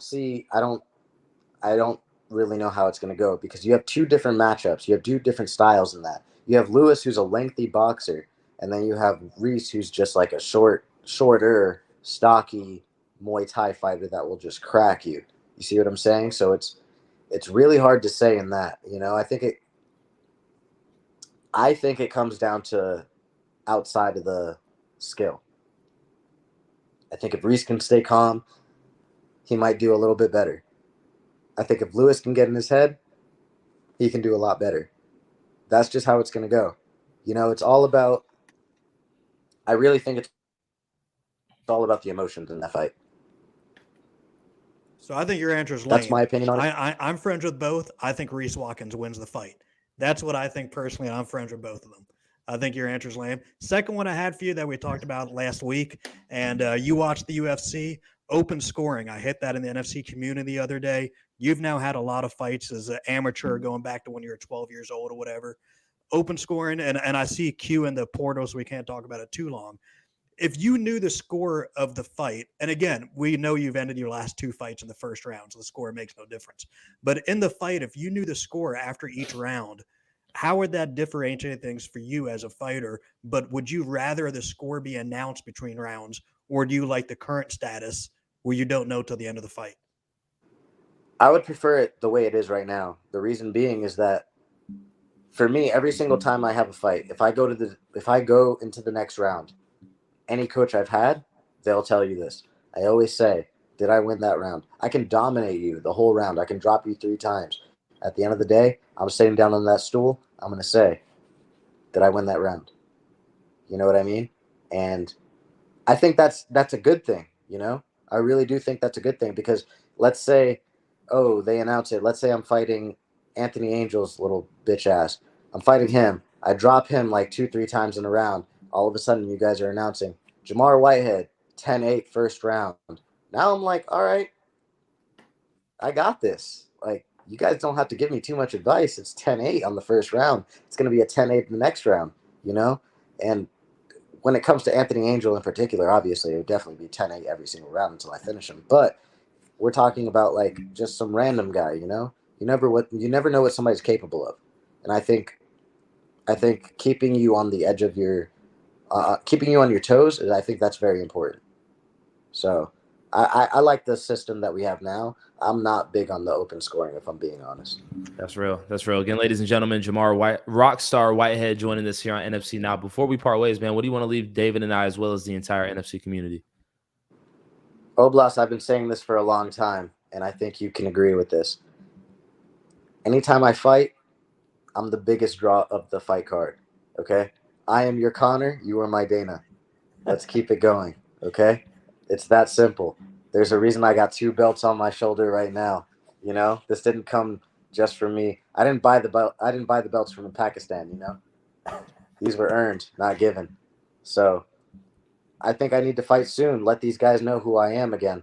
Not that they've forgotten, but I think they need a fresh reminder. And I'm ready to do that any single day of the week. You know, professional 135 pounders here in the Atlanta area or worldwide. If you don't have too many fights underneath your professional record, make sure you holla at Jamar Rockstar Whitehead, especially if you want, as Rockstar says, a canvas snap. Definitely let us know.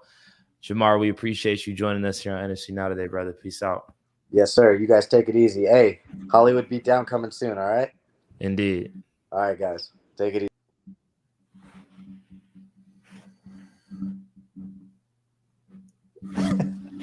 I'm waiting for you to say something.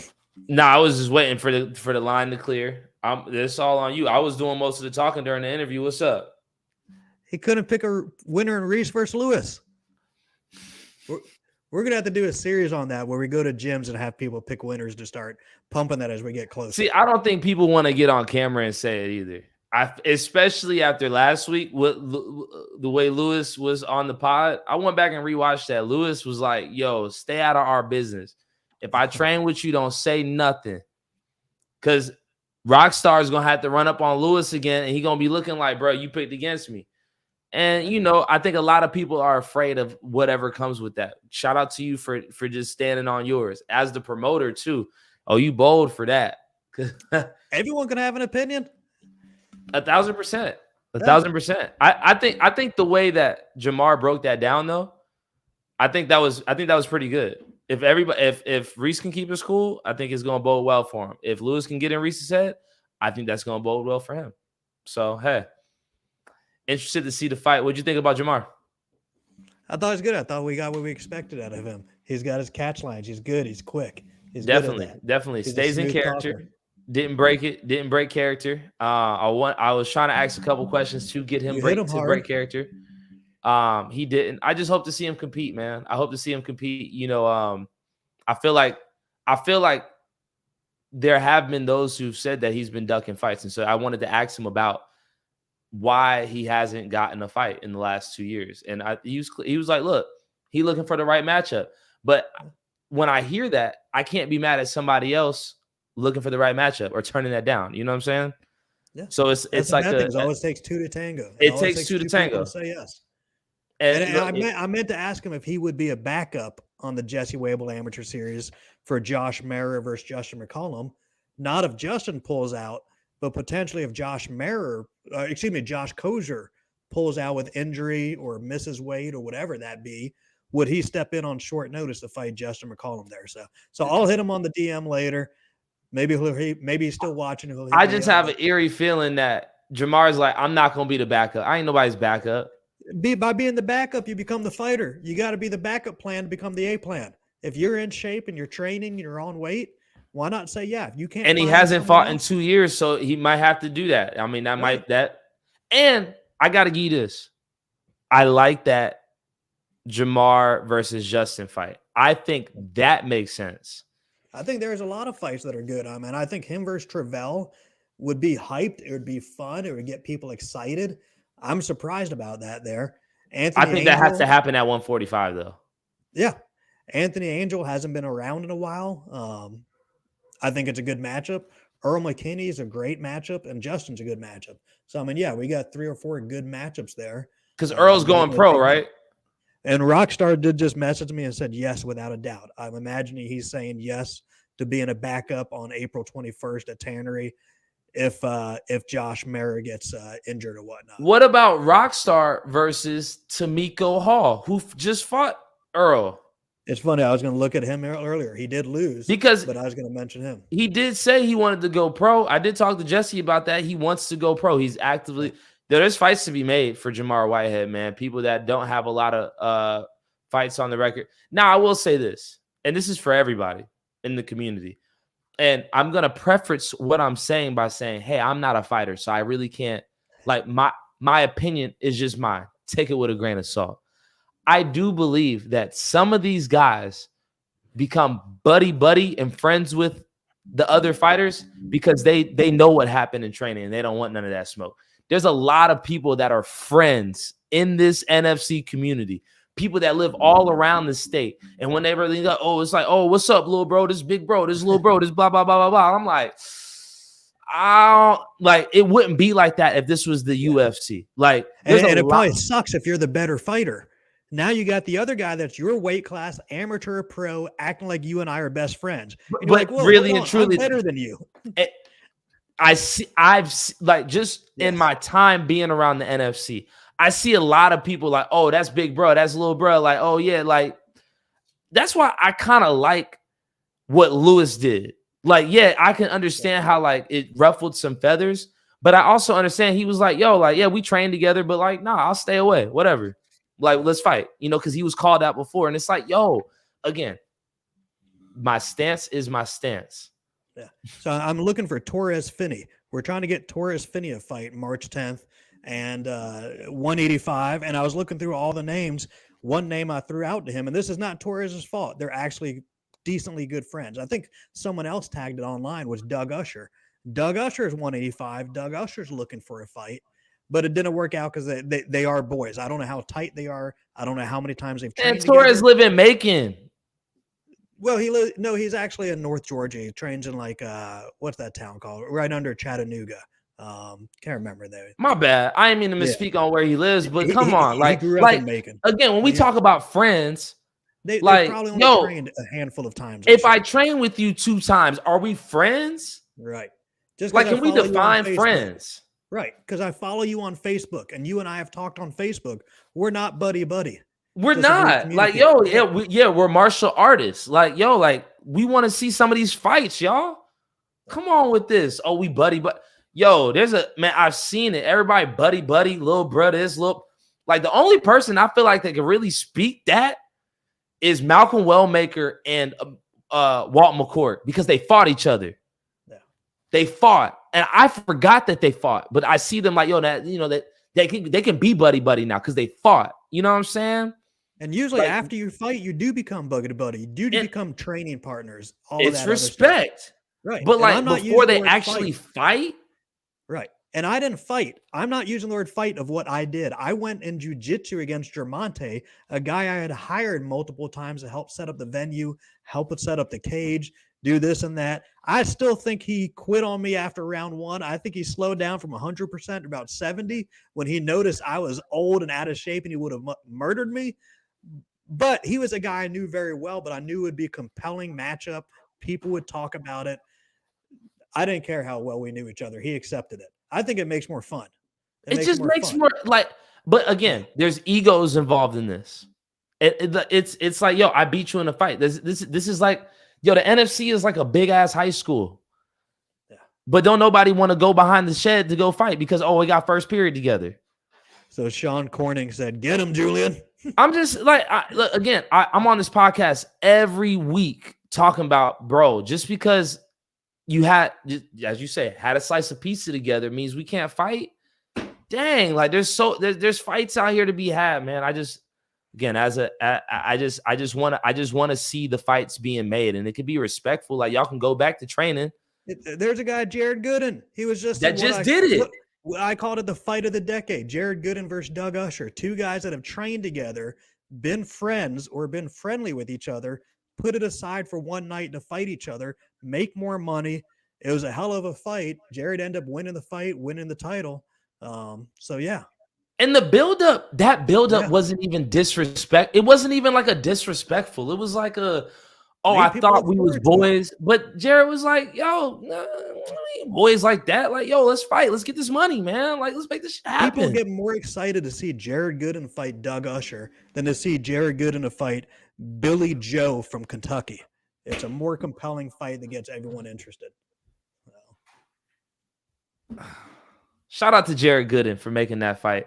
Shout out to Jenna Lee for kindly pouring me a little bit of wine because my blood pressure just went up through the roof talking about this. I'm just passionate because I care about the NFC and we want to see some of these fights. We want to see people like Rockstar fight. We and I'm a shout out for opening up the checkbook and making that one happen. Yo, shout out to you for opening up the checkbook and making it happen. You know what I'm saying? Like, shout out to Lewis for just being like, hey, you want to fight? I got to fight right here. Like, I'm sorry, man. That's just, thank you so much. We got Q waiting, and Q has fought MMA twice versus Atlanta guys and has rolled versus jiu-jitsu versus 100 guys on NFC cards. I'm sure he's got an opinion. Without further ado, ladies and gentlemen, welcome to NFC Now. I'm Julian Virgin. That is David Oblas. This is show number 20, and we're about to be joined here by Quintavious Marshall. Is it V Nobu? Yes. What does that mean? It's actually a name I came up with roughly about, I want to say 6-7 years ago. It was just something it started off as a joke. I said I was going to give an alternate persona to the fighter me versus everyday walking around me. And so, but Vinobu actually became a real thing. So I like to embody that character of Renobu whenever I go out there and compete. Earlier in the pod, I called you a character because whenever you compete, you stand out. If it's not the color of your hair, it's your physique. If it's not your physique, it's your elite. It's your elite ground game. If it's not the ground game, it's, from my estimation, you're anime kid, right? Yeah. Could you speak more to like how your love of anime kind of translate to not only Quintavious the fighter, but the man that you are? Well, I got a long history involving anime. It started when I was a kid, and I would just see these characters at first as, just cool animated characters. And then after a while, I realized they were teaching very, very valuable life lessons in terms of never giving up, having a goal, sticking to it, standing up for what you believe in. Characters like Naruto, characters like Goku, characters like um, I can't think at the top of my head right now, but just those characters who embody what it means to be somebody absolutely driven and for a cause and not just fighting for, glory. I respect it, man, and like it's definitely a part of you when you go out there and compete. I've seen you compete twice in mixed martial arts, multiple times in jiu-jitsu. You will be competing coming up on February 25th. What are you most excited about this competition? Um, Honestly, I'm just happy to be back on the competition scene, go out there having another exciting match against a tough opponent. So I'm just there to do what I always do, put on amazing performance and excite the crowd. You know me. Indeed, David. You are fighting a local guy, Andre Cunha from Atos, Atlanta. He does have a lot of people behind him, Bruno Frazado, and he is very well known in the Atlanta community. A, have you looked him up at all? What do you think? And B, you've never really been the underdog here in Atlanta. You've never been the hated guy here in Atlanta. You kind of might be with the crowd that he potentially might bring in from his gym. Honestly, I'm no stranger to being the underdog or the opponent being the crowd favorite. For the past two MMA fights, I've been either hated by the crowd or I've been considered, I won't say the underdog, but it's like, oh, tough opponent. But I mean, everyone's a tough opponent. Every match is different. And as far as Andre, I don't really care too much to look at my opponents. The opponent can change day before, so it's not really too much of a factor. I don't know much about Andre. I've probably seen Andre like actually roll maybe about roughly 2 to 3 years ago on film, but I don't think I've even met Andre. But like I said, exciting match for sure, I can assume. That takes us into what we were talking about a couple minutes ago, and I saw you in the waiting portal. You if you had met him, would you still take the fight if you guys shared a slice of pizza? And what do you think about guys in Atlanta fighting each other or backing out of fights because they have trained with them 2 or 3 times? Does that happen to you? And what are your thoughts out there? All right, so your first question, are you pertaining to MMA or in a grappling Either match? of the two. You're one of the unique guys that does both. You started with jiu-jitsu and you're in MMA, so either of the two. And does it make a difference? Jiu-jitsu is a little bit more gentlemanly like. Mm. MMA is more, I want to beat the shit out of you in front of everybody. So does it make a difference in the two sports? I'd roll with anybody, regardless of our relationship. That is for sure. I will most definitely compete with you in the jiu-jitsu setting. As far as fighting goes, it honestly depends on how close we are in terms of fighting, because I can't sit here and say without a doubt I would deny every fight that comes my way, even if I'm quote unquote friends with the person. Now there will be people in this community, I'm sure Julian touched on this previously, that they will use that as kind of a handicap or kind of a barrier to not fight said person.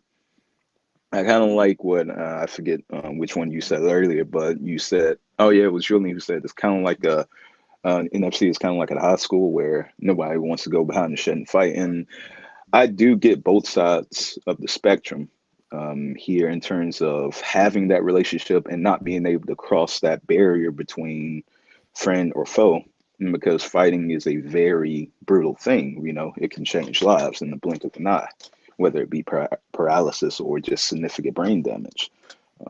Or pride, or hurt to the pride. And see that in itself at this level. Again, no disrespect to you, Mr. Oblas, about the NFC, we are at a level in which there's really not a need to be declining fights to this degree. I can see if you decline a fight against a very close friend of yours, but if it's just an associate or somebody in which you have just had one or two training sections with, then yeah, go ahead and take the fight. Again, ladies and gentlemen, Quintavious Marshall joining us here on NFC Now, show number 20 ahead of his competition, his match. I always like to do the distinction when it's jiu-jitsu and MMA. His match coming up here on Saturday, February 25th. Now, we've seen you compete in jiu-jitsu and mixed martial arts. How different is just the entire experience?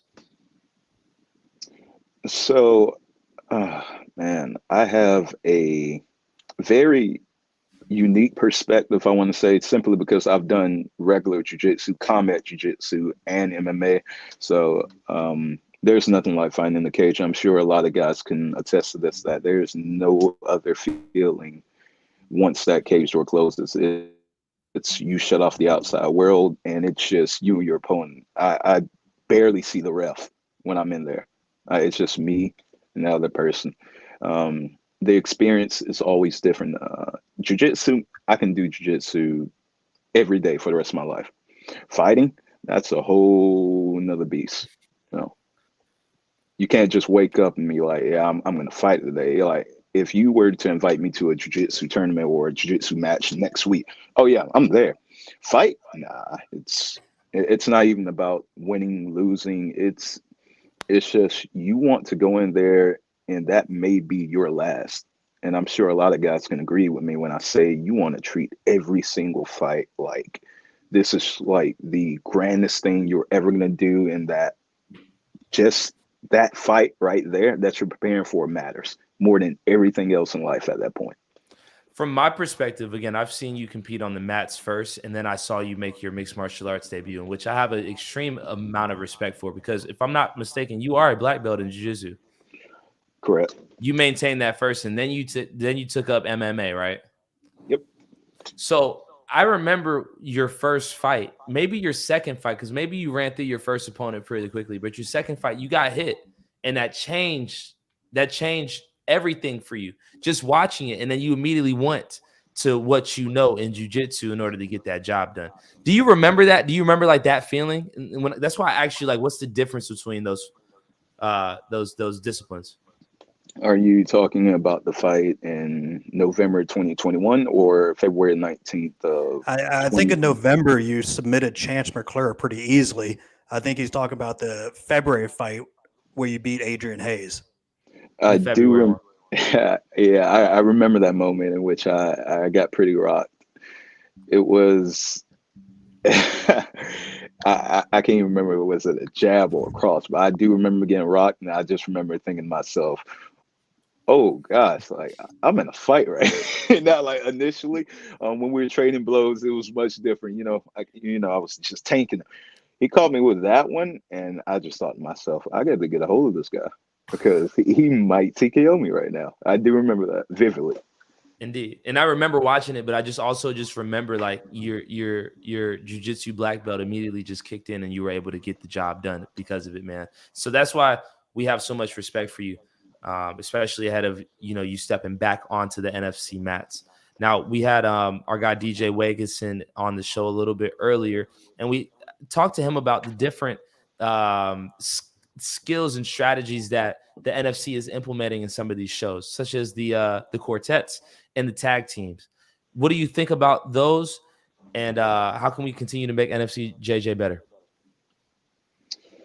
I would say as far as the quartets and the team matches, it's very, excuse me, very interesting. I don't really see it doing too much in terms of bringing more attention to the NFC, unless it's more so on the no-gi side, as it currently stands, just simply because of the trending thing in jiu-jitsu right now is, always no-gi. Anytime you see something on social media that's, going viral, whatnot, it's typically a no-gi format. Now, I love gi. I still train the gi. I will always train the gi.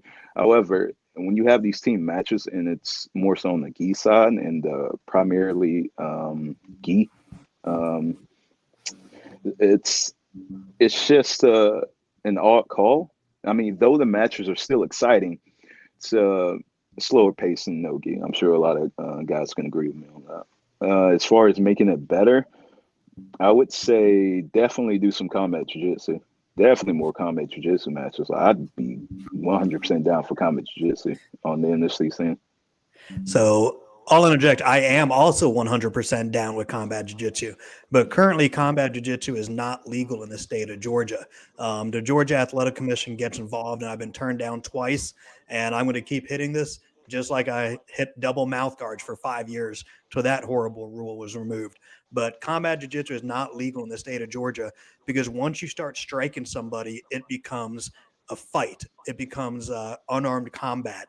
And if you're fighting each other on a promotion and you are striking one another, you have to put on gloves. Once you put on gloves, you have to close your fist. Once that becomes, you're a regulated fighter and you got to get a blood test and an eye test and all the other stuff that comes into it. But most importantly, you can't open hand slap with an MMA glove on. So as of now, combat jiu-jitsu is not legal in the state of Georgia, and is one of those things that I've been pushing very hard for it to become legal, which I'm hoping will happen the next year or two. Because I love it. Gentlemen, I've actually never heard of combat jiu-jitsu, and I'm not afraid to say that here on the NFC Now podcast. Would somebody please explain to me what combat jiu-jitsu is? I'll let you answer that, Q. Since you've done it, I haven't.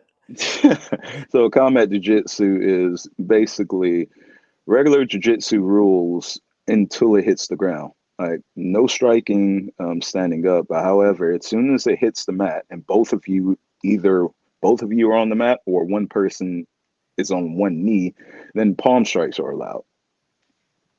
So what? You can just smack somebody. You can just stock and slap somebody on the ground. Stock full and guard. slap them, bitch slap them, whatever you want to call it. Yes. And it's loud. It pops. Yeah, I've seen knockouts. Yeah. In combat jiu-jitsu. Yes, it's insane. Fascinating. Okay, I would like to see that too. Let's cross our fingers and hope that gets approved. I think that kind of goes to what I was talking to DJ about. Like, how can we basically market jiu-jitsu to the fighter crowd? You know what I'm saying? To make it more of a consumable product to those who don't know the positions in jiu-jitsu. Well, Combat jiu-jitsu, I believe that might be the case. But go ahead. Yeah, that's the point I was trying to make with the team matches and the gi format. It's just we're not going to appeal to too many people right now as it stands. Just jiu-jitsu may be growing in popularity, but we've got to get those gis off if we really want people to start tuning in. This is the conversation that I was hoping to have here on NFC Now. Like, just getting those ideas rolling, and we would love to hear from just more people in the community about what would make a jiu-jitsu show as popular as an MMA show. Dave? I agree with him. Once you do combat jiu-jitsu, I think that brings a lot of people in.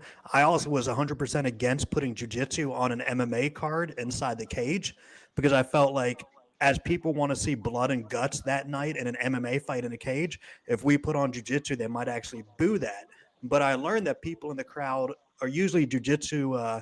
They know jiu-jitsu because they're in those gyms. So when we put on jiu-jitsu in the cage, people have actually liked it for just one or two matches, and it has actually brought fans into jiu-jitsu, in my opinion. But one thing I was going to ask you, as jiu-jitsu gets bigger and is exploding on more stages, in my opinion, why are guys still competing in jiu-jitsu for free? Like as a black belt as yourself or as a brown belt, and I'll throw out one, Fight to Win a couple weeks ago. They did a full show here in Atlanta. Not one single person, from what I've heard and from what I saw, not one single person got paid. So like, why are purple belts, brown belts, black belts competing in Fight to Win for free? And why do you pay like $100 or $150 to compete in an IBJJF when jiu-jitsu is doing really well? Like, there's other pro shows outside the NFC willing to pay you guys. So why compete on a Fight to Win for free? And I don't even know if you ever have. That's a good question. Honestly, it's a mix of just love of the sport and I guess honestly not knowing how to market your jiu-jitsu, not knowing how to make money from it. I know I was one of those people who, coming up, I was just competing left and right and not really too much worried about money until I got to the brown black belt level. Now it's like, man, every fight is hard, but I'll still go out there and I'll compete, for nothing. But at this level, yeah, you're correct in that I guess jiu-jitsu guys really have to start prioritizing, pride over, hey, going out here and risking your health. Yeah, by the time you're a black belt, you should get paid for competing, in my opinion. I hate to say that, but you should get paid for competing. Like I said, it's a mix of love of the sport in itself and just being unaware of the different avenues in which you can make money. So, speaking from a black belt perspective, I can't really fault guys too much for that because I go out there and I do it too. I'll pay $100 to compete in the tournament, for a medal. But I don't know, someone was just crazy like that. Indeed. Q, before we do part ways, man, I want your final thoughts, but in your final thoughts, man, I would love for you to touch on like what martial arts has done for you as an individual. Well, I started jujitsu back when I was 17. It was shortly after my grandmother at the time, and may she rest in peace. She witnessed me fight, and I still remember her exact words were, "Wow, you absolutely suck." Like, that was pitiful. And then that very next week, she signed me up to train at the Millersville Academy of Mixed Martial Arts. And since age 17, it immediately, about, I would say 2 months in, raised my confidence. It made me have a much more positive outlook on life, that you don't have to be the best and you don't have to know everything right now, especially in jiu-jitsu where there's a process. You're going to get smashed and smashed on a daily basis at the white belt level. And fortunately, I had people around me like Moon Cosman, William Burnett, both fighters right now. And, people like Frank Mullis, just Chris Gates, mentors, not just people who are training you, but people who are also shaping you as a person. These individuals, they weren't just my training partners. They were, that was family right there. So my development at that age where, you think you run the world at, between ages 16 to heck, 23, 24, it's definitely made me a lot more humble as well, because early on, you couldn't just walk around with this attitude of, this macho madman, because you're going to get checked, especially around the individuals I was around. There was no arrogance. It was, hey, you're either good or you're not. And if you aren't, just get better, just train. And then it's also made me realize that it's not about me. My priorities have shifted since last year, and taking a year off of competitions really made me realize that it is not about you, and that we need to leave something positive for the next generation in terms of motivating them to strive towards whatever it is they want to achieve in life. I know this sounds very cliche and you hear that all the time, but no, it's absolutely true. And the older I get, the more I realize that, wow, I really, instead of my own legacy, I need to leave something that's going to impact somebody. Even if I don't leave a legacy inside this combat sport, I at least hope to touch somebody else's heart. And you do that every time you walk out there and you compete, Q. Quintavious, Marshall, we look forward to watching you compete February 25th. Every time you go out there, you are you. And I respect you for being you, that anime kid that decided to start jiu-jitsu at 17, now a black belt, somebody that's fought in the NFC cage in mixed martial arts, and is now about to hop back on those mats and again make an impact, man. So just thank you for you being you. Dave, did you have anything? No, I got one more question. We talked about this earlier. And you're one of the few people that does jiu-jitsu and MMA. When you do MMA, that is a fight. What do you call it when you do jiu-jitsu? Is that a fight? Is that a contest? Is that a match? What do you tell your friends you're doing when you do jiu-jitsu? I tell them I grapple. That's exactly what it is. It's just grappling. There's no fight about it. You know, though there is tremendous risk, you know, with breaking limbs and whatnot, but it's grappling.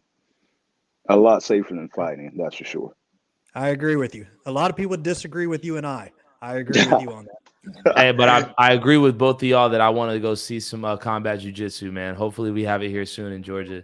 Quintavious, Marshall, thank you for joining us, brother. Respect. Thank you for having me, guys. I'll see you soon. Indeed.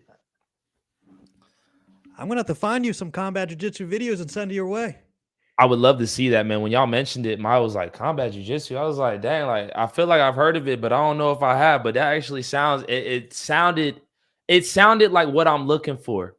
I've really come to really enjoy jiu-jitsu and just like understanding the positions and where we are. But I also can look at it and realize that somebody who doesn't appreciate jiu-jitsu would be hard pressed to like find it interesting. Yeah. So that's why I ask all these guys, like, that's why I honor people like Walnon, because he's somebody that like, okay, I want to go see this dude grapple just because he talking like he talking that talk. All right, cool. Let me see what you got. But it's like, okay, if you're not talking that talk, what else is gonna bring me into watching that? You know what I'm saying? I got to get Juan an MMA fight. I've never asked him if he'd cross over. We got to see if Juan and Constantino will cross over. I would love to see it. I would actually love to see it. I mean, he would definitely he would be a reason people like, he'd be like, oh, he think he gonna knock me out? Okay, So, like I don't even think you know. I saw him Saturday at the Atlanta Open, the IBJJF Open, and I was chatting with him. I asked him, why are you competing today? And he said, IBJJF suspended me for 1 year. And I loved it. And he said it ends tomorrow. They purposely made it so it ends tomorrow, the day after this tournament. I love it. I think it was just for him starting shit. As a referee, he was starting shit and fighting with people. So, I love it. Again, you need that guy. Yeah. You need somebody like me that goes to the bar on Saturday night that's making all the noise. You need that because it adds to the whole situation. You may not like it. It may be different, but you also need that in order for this thing to pop off. You know, you need the heel. You need the Reese Watkins of jiu-jitsu, the Vaughn Constantino of jiu-jitsu. You need it. And before we go to Mariah, we see you, Mariah, over there in the queue. Good to see you. We got Mariah Samsell, NFC's darling, about to join us. But before she joins us, I do want to talk a little bit about Q. I feel like I learned a lot about Q. I like Q. I think he's a real cool dude. I think he's a very thoughtful man. And his answer that he gave about making sure that he leaves something back for the next generation, I thought that spoke a lot about the person that he is. Your thoughts? I wish Q lived in Atlanta. Such a nice guy. He competes in both MMA and jiu-jitsu. He hasn't turned down anyone we've offered in jiu-jitsu. He hasn't turned down anyone we've offered in MMA. He lives in Milledgeville. I know he cross-trains with Rush MMA. I don't know who else he currently trains with. But I wish he was an Atlanta guy. I feel like if he was in Atlanta and he did not have a slice of pizza with all the other guys, I feel like Q would be a lot more popular than what he is as a fighter right now in both jiu-jitsu and MMA. Because we even talked about last week about the awards banquet. No guys from Jason Fagler's gym won because I think they're in Augusta and people don't know them and see them as well. I think Q's just a guy that we don't see that often. I think in Atlanta, he'd be one of the top guys in Atlanta. Easily, because every time he competes, again, he's somebody that like you can't forget that he was on the card. You know what I'm saying? And just he beat two tough guys. Chance McClure, he submitted him in 2 minutes, and Adrian Hayes, he beat him making. I mean, he takes tough fights. You gotta respect it. And what did he fight at, like 55? I think 155, no, 170. He's doing this jiu-jitsu at 182. Yeah, he's a big boy. He's a big boy. Yeah, he ain't small. He ain't small. Obviously, again, he needs work on his striking, but I mean, he just started taking MMA fights, and again, I respect him for doing that. And you saw he got hit in the face. He just resorted back to jiu-jitsu, but that is the great equalizer. So shout out to Quintavious Marshall. I'm happy that he joined I us. will say the last thing, I think out-of-town guys have to take tougher fights because they know they're not going to get offered fights in Atlanta very often. Where Atlanta guys, we offer them fights all the time because you're here in Atlanta. You can turn down a fight and we'll use you again. With Quintavious living in Milledgeville, a couple hours away, he probably doesn't get a lot of offers, so he probably has to take almost everything offered to him. And even with that said, I think that goes back to how we talked about earlier, how like, these fights are some of these fighters like big moments. Yeah. So like, I want to make sure I'm getting Quintavious Marshall's name right because he came all the way from Milledgeville to go fight somebody. He ain't been offered a fight. You know what I'm saying? Like that matters. So shout out to you, Dave, for running the National Fighting Championship. And shout out to whoever shouted out Jenna Lee for bringing me that glass of wine because I would love another one. I don't want to keep getting up. She should just put the bottle right here and I just pour as we go. That was Sean Corning. I wish his name showed up for some reason. I wish it did. Shout out to Sean, man. Sean, most faithful podcast listener. Yeah. I'll tell you that much. Sean Corning, good in my book. I should have asked Jamar what he thought about the pod because I know he'd be listening to his thoughts about it. Maybe he might have given us a in-character answer. I don't know. Maybe we get him out of his character. But without further ado, ladies and gentlemen, it is officially 9 o'clock, officially 30 minutes after we asked this young lady to come on. So we appreciate her patience. We would like to welcome the darling of the NFC, the one, the only, Mariah Samsell. Mariah, happy Monday. How are you? Hi, guys. Thank you for having me on. I'm happy to be here. Indeed. Do me, yeah, right there. Yeah. Just a little bit more. Or you just move yourself. Yeah, right there. Perfect. Absolutely. We've been eagerly anticipating you coming on. Just because you always come to fight whenever you step into either the NFC cage or on the mats. So again, thank you for joining us today. I love it. Thank you. I appreciate it. When David hit you up and asked you to be on the pod, what were your initial reactions, initial emotions?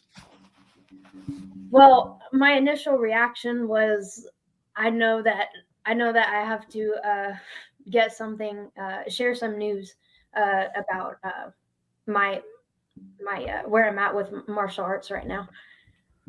Word. Okay. Well, I mean, you teed it up. Go ahead, share it. Okay. Well, I know I've been competing like pretty much only since I was 18 years old, really fighting. But it's been a very thrilling, like exciting time. And I love everything that I got out of it. And I've had the strangest things like happen with over, I'd say the past couple months, some issues with my retinas. And found out that I have like somewhat of a rare condition that makes them susceptible to tears. So the first time I got one, I had to pull out of a fight in August.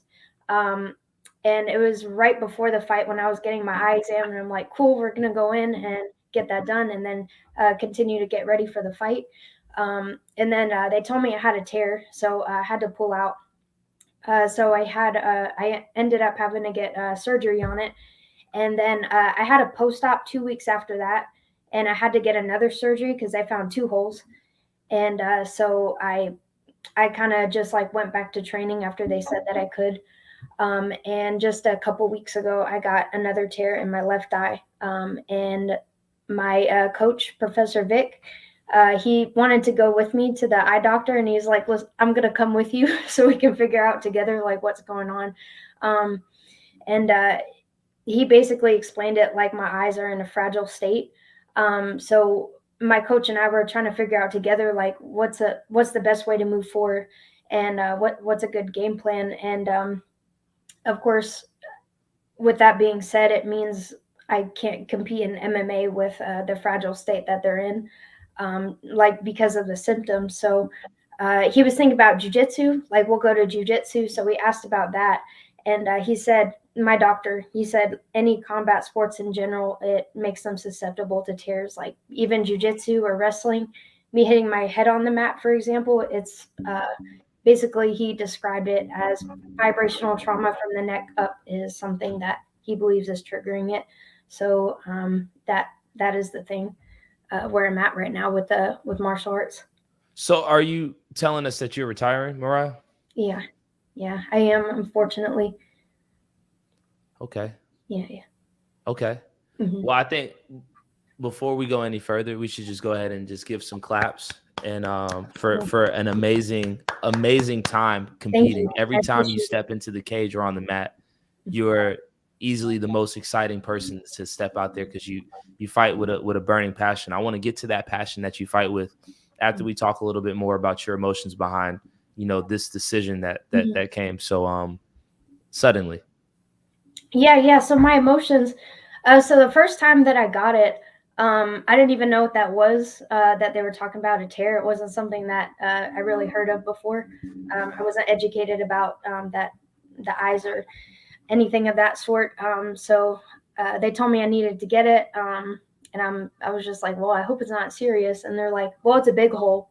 They told me it was a big one. So I was like, ooh. Then they're like, you need to get it because if you don't get the surgery, then it's going to continue to grow or allow fluid to get in. Your retina completely detaches and then you permanently lose your vision. So they wanted to stop it before that happened, and they did, thankfully.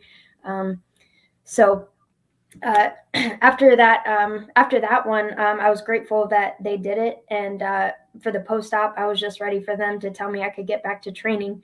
But they told me that they found another one. So I was like, maybe I have to switch up what I'm doing. I was like, oh, maybe there's something else that I can do. They're like, there's nothing that you can do really.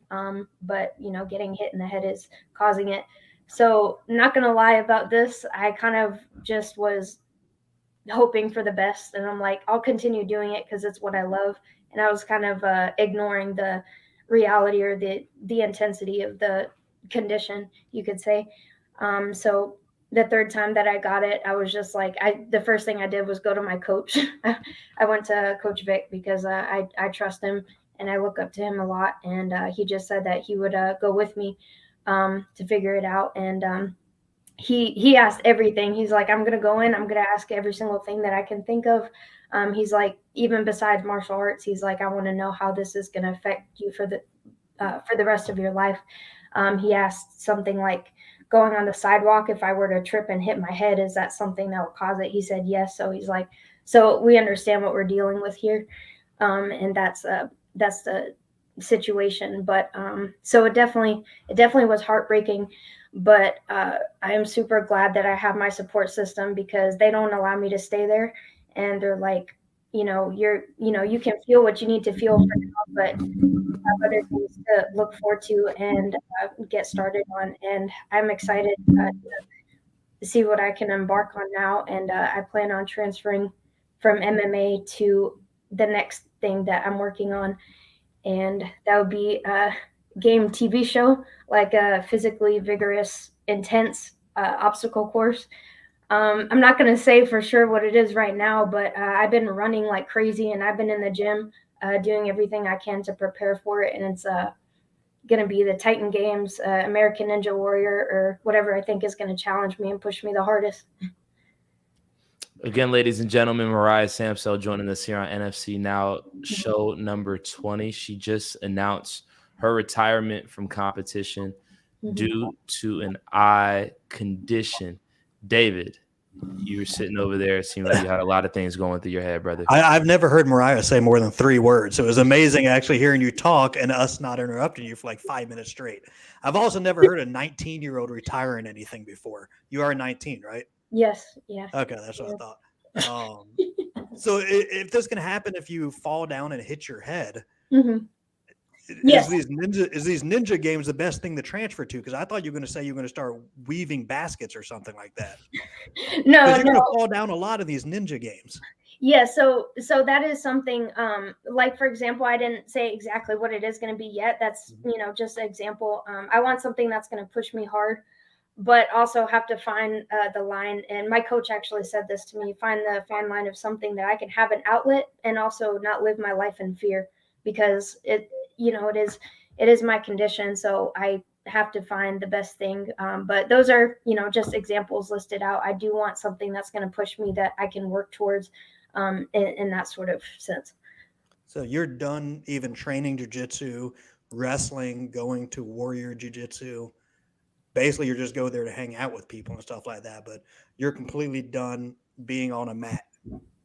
Yes, unfortunately. But yeah, it's, there's not much I can do. I can't roll, definitely can't spar. But me accidentally getting kneed in the head or that sort of thing is not something that I can, deal with anymore. I've had three surgeries basically, and I take it as a blessing from God that I didn't permanently lose my vision. So I know that I'm very blessed, and I am going to have something to work towards. And how is your vision now? Like when you're looking at things right now, is everything normal to you right now, or has it changed your vision on a daily basis? Yeah, so to make it even weirder, my vision is perfect. I don't have any prescription, but because of it's actually because of the surgery. It's like, imagine like a flashlight, like you see like random flashes. I see that throughout the day, random flashes, but the vision itself is fine. I feel like I see that too when I be going to sleep. Like when I close my eyes, I just be seeing flashes. But I mean, that might be something completely different. I might need to go check out your eye doctor too. They might tell me something. I don't know. Maybe check it out. I don't know. For sure. David just joked that he hasn't heard you say more than 3 words.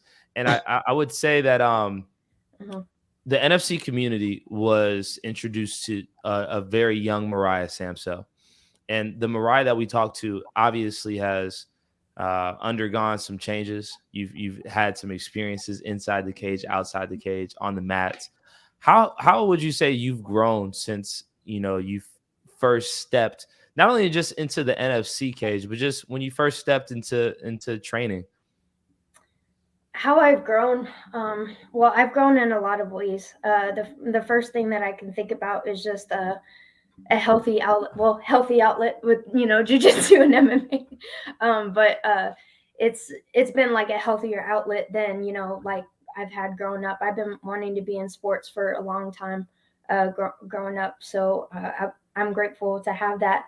I didn't know anything about self-defense growing up. Nobody in my family did it, but I wanted to learn. So when I was 14, we went to the closest jiu-jitsu school next to my house, and it was Warrior. Well, Gracie back then, now it's Warrior. And the little kids beat me up on my first day, and I was inspired to be like them, and I've been training ever since. Do you remember whooping my ass? Yeah. The funny thing is, me and Clay Bennett came in. I think it was a Thursday night over to Warrior Jiu-Jitsu, and we wanted to watch Nate teach class and embarrass Nate and see if Nate would agree to roll with me because he had never rolled with me. And then after class, he put me versus you, and he never told me who Mariah was. And this was prior to you ever fighting in 2021. So he put me versus you, and you beat the absolute dog piss out of me. And then I realized you had some kind of background, obviously. Because not only were you good, but you were a hell of a lot stronger than I was as well. Oh, no. I appreciate the role respect. I don't appreciate it. No. That's actually hilarious. Now you said that you said that you started training at 14, but just like between like 14 and 19, and you did mention Coach Professor Vic, that is, multiple times. You said that was your first gym that you walked into. Just could you speak to the relationship that you and Professor Vic have? It's none other like I have in my life, because having a sports coach is I look up to as someone because they hold you accountable. It's, you could just not show up to the gym any day, but like your coach knows you and they care about you and they care about your success. So they actually want to see you succeed. And so I like the accountability, but it's more than just accountability. And my relationship with him has just been like constant, what's the word I'm looking for? Like constant improvement over the years. He's been wanting to see it and push me outside of my comfort zone. hearing a grown man say to me that I suck was the first time I heard that as a 14-year-old. And I'm like, wow, I do suck. I need to improve. And so I appreciate the honesty. And he's just a very honest person. He's like that with everybody. And I'm super grateful for him. You've been a part of the NFC community since you first competed, and again, I keep jokingly but seriously calling you the darling of the NFC because it seems like the NFC community has truly embraced you. What is that embrace of you, your skills, and just you as an individual meant to you? It means a lot to me. I like performing because performing for me again is like another form of accountability.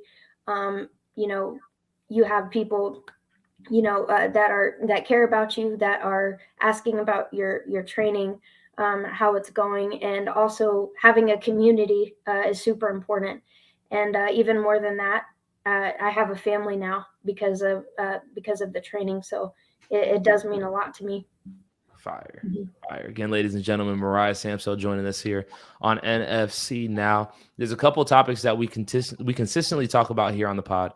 One is training partners that you actually get into the cage with or in a fight against. Now, we've seen you train with a Chloe Greeley following your fight, and I'd love to see it. But what are kind of your thoughts on training partners and people you would actually compete against on a stage like the NFC? You mean training with them afterwards, after the fight has happened? Before, because this is a small community and a lot of people cross train in X, Y, and Z. Like, what are your parameters when it comes to that before you retire? Before training with training partners before I fight, I mean, I think I think it'd be strange to do it before you know that you're most likely going to fight them. It's probably not something I would do because I have more than enough training partners that I train with every day that actually want to see me grow and help me get better, that I'm familiar with. And so I feel that I have like basically more than enough to go around of just solid training partners that I know can help me. But I can see both sides of it. Indeed. And another thing that we were talking about today was on the pod was your best fighters in the NFC. We were talking about the pound for pound list, fighters that you respect when you watch them fight, male or female. With like high level, no, the NFC in our community. That I respect.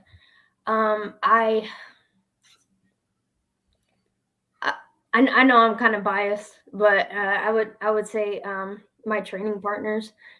He hasn't fought in a while, but I always look up to Jason Wolf, and I'm biased because I get to train with these people like Earl McKinney and like see how hard they work. When I'm working in the gym and I think I'm working hard, I look over and I see like they're almost dead, and I'm like, oh, I'm not working hard enough. I gotta go harder. And it's cool to see them do that, and then have their hard work pay off in the cage. So Jason Wolf, Earl McKinney, Chloe, I know she's been in it for a while, and that's a couple of them. I do have a lot more though.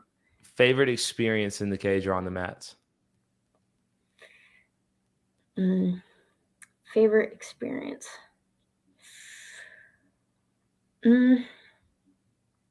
It's hard to say my favorite. I definitely have a few. Probably one I can think of because it's more recent would be my last fight at Tannery Row. I worked a lot on the wrestling and the grappling, and also the cardio as well. So I felt it coming into play in the last fight.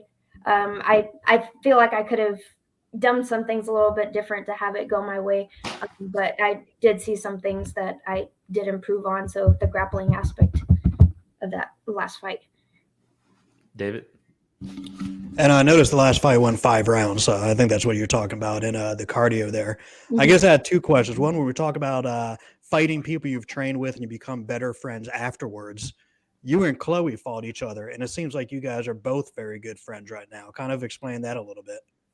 Oh yeah, she's awesome. It's always been something like because I haven't actually up until that point that I fought her, I haven't really had females my size that are fighters. There's not many. So I was just looking forward to the day that could happen, that I could train with someone. And then my coach was like, y'all already fought, may as well. And I was like, yeah, you're right, you do have a point. So I went training with her, and being able to have someone your size, and understanding, like, not going too hard, and not doing enough, and doing like just enough, is like it's super awesome. Can't explain it. Because there's not a lot of females 115 pounds Mhm. in Atlanta or in Georgia, or even in the Southeast. So I'd have to imagine as 100, and now you're a retired fighter. So we're Mhm. talking to you as an old, educated, retired fighter. But I'd imagine if you're female 115, you kind of see another girl in Georgia, and you're like, oh, I got to stay away from her gym. I'm gonna end up fighting her, and if I go to her gym, it takes away a matchup for me. So I guess you probably notice the other girls and know I'm gonna fight that girl sooner or later. Uh, yeah, it is kind of weird, because I know that there's not many of them, so I'm not gonna go actively seek out somebody in my weight class, and I'm like, I pick you, let's train. We but yeah. Because you train a lot with Nate Mann. He was very similar to a 115-pound female. Mhm. Much so. And then my last question was, now that you're a retired fighter, do you want to try to figure out some kind of way to stay involved in the NFC? Like, would you want to work for us on fight nights, or be involved somehow, or do something behind the scenes with us out there? So my training partner Damon, shout out to Damon, Magic, that's his nickname. He said he wants me to know, no matter what happens, that I'll always have a place giving him a chair in the corner. But just a joke. He did say that. But yeah, I'm totally gonna support my team. I love watching the fights. I love MMA. Always be a fan. And I look forward to seeing my teammates succeed. I want to see them succeed as badly as I do, as I want to succeed. I have two last ones. One, what did your parents think about you competing? Not gonna lie, neither one of them liked it at first. In fact, nobody in my family liked it, actually. Even my grandma, she was like, that's for boys. You don't need to be doing that. I don't understand the reason. And my mom was like every single time I would come back, like maybe with a sprained ankle or something like that, she'd be like, I told you. What did I tell you? I told you. What did I say? And my dad was the same way, but eventually my dad came around to it, and he became a fan himself. So that comment is from Nate Mann, actually. I figured. I didn't even see his name. Nate Mann. So your parents, they were late to come around on it. Did they come to your last few competitions at least? So my mom actually has never seen me fight before, like in the cage. My dad, he has seen me fight before. Like I said, he came around to it. But yeah, my mother was scared. And how did that make you feel? Like, just walking out into the, to the crowd and just hearing your name being called, and, actually getting out there, like as a gladiator, or as somebody that stepped into the cage or on the mats in front of everybody else, like that, put it on the line. What was that feeling like for a 18, a 17, a 19-year-old Mariah? It was something that I was extremely grateful for. And thinking about it, like my coach used this great analogy of looking at your life, like, as a timeline. You can write out how you want it to go, and it's never going to go that way, because a lot of things that happen are out of your control. So he said, like, zoom out and think of the bigger picture. And so now I get to think about it like, I'm going to have kids one day, and I'm going to tell them that they can do absolutely anything they want to do, as long as they're willing to work for it. And I actually want to have, done things that I said I was going to do. And so I don't have to have that, that worry about saying, you can do this, and then have them say, but why didn't you do it? I did do it. And you can do it too. So I think I'm thinking, about the bigger picture. And I'm also super grateful to the NFC for everything they've done for me. It's been a really awesome experience. Did you have any more final thoughts, Mariah, before we part ways? And not only David and I, but the entire NFC community. Yeah. Well, I was grateful to share this, the condition, because I heard somewhere that your struggle is somebody else's survival guide. So that resonates with me a lot. Thinking about being a little kid and having other people look up to you, like no matter what happens to you, always find a way to win. And I think about that all the time. And it's all about moving forward. Right. And I appreciate everyone in the NFC. I appreciate you, Dave, you, Julian, Nate, my coaches, Vic, Frank, and my awesome training partners. And they're my my family. Ladies and gentlemen, you heard it here first from the darling of the NFC. Thank you. She is taking her gloves off. She's laying them down here live on location. But Mariah, on behalf of not only David and I, but the entire NFC community, it's been an honor to watch you compete. It's you've definitely given a whole different energy and juice to the NFC, especially the women's strawweight division. You will forever be stamped as a badass, as the top dog, and definitely look forward to what comes next. And we appreciate you for taking time to join us here on NFC Now. Thank you so much for taking the time to speak with me.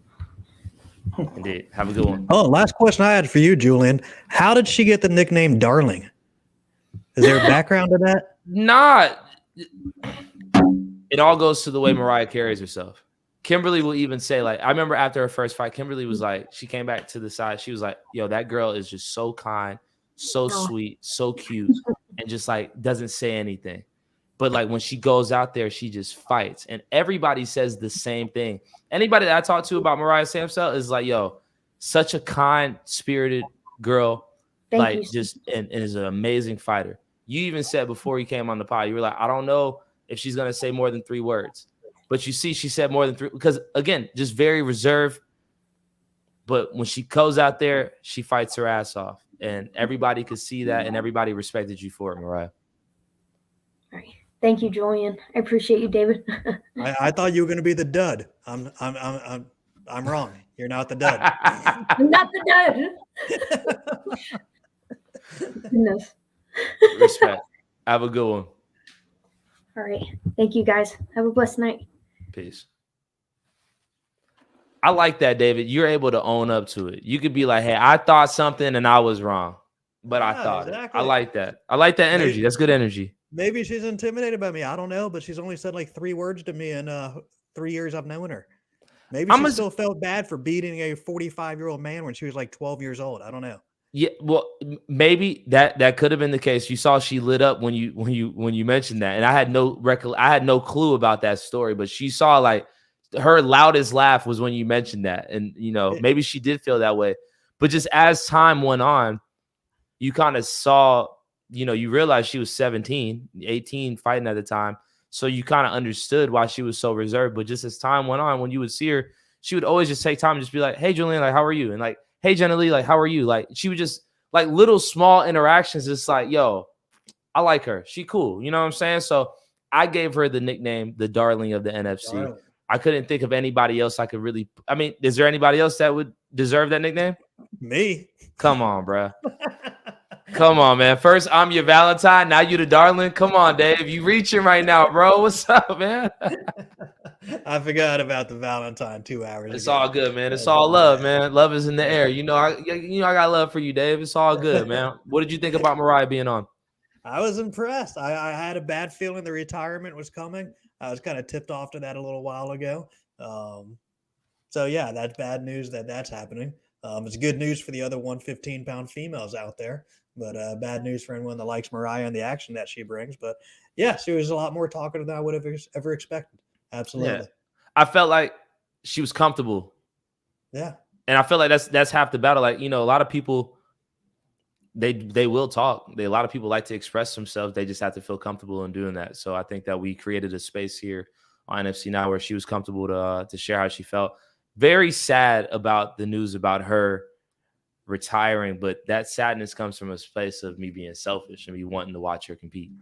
It seems like, when Mariah first came on the scene, it seemed like Jesse was elated because he just started throwing her fights. It seemed like every card she was on a fight.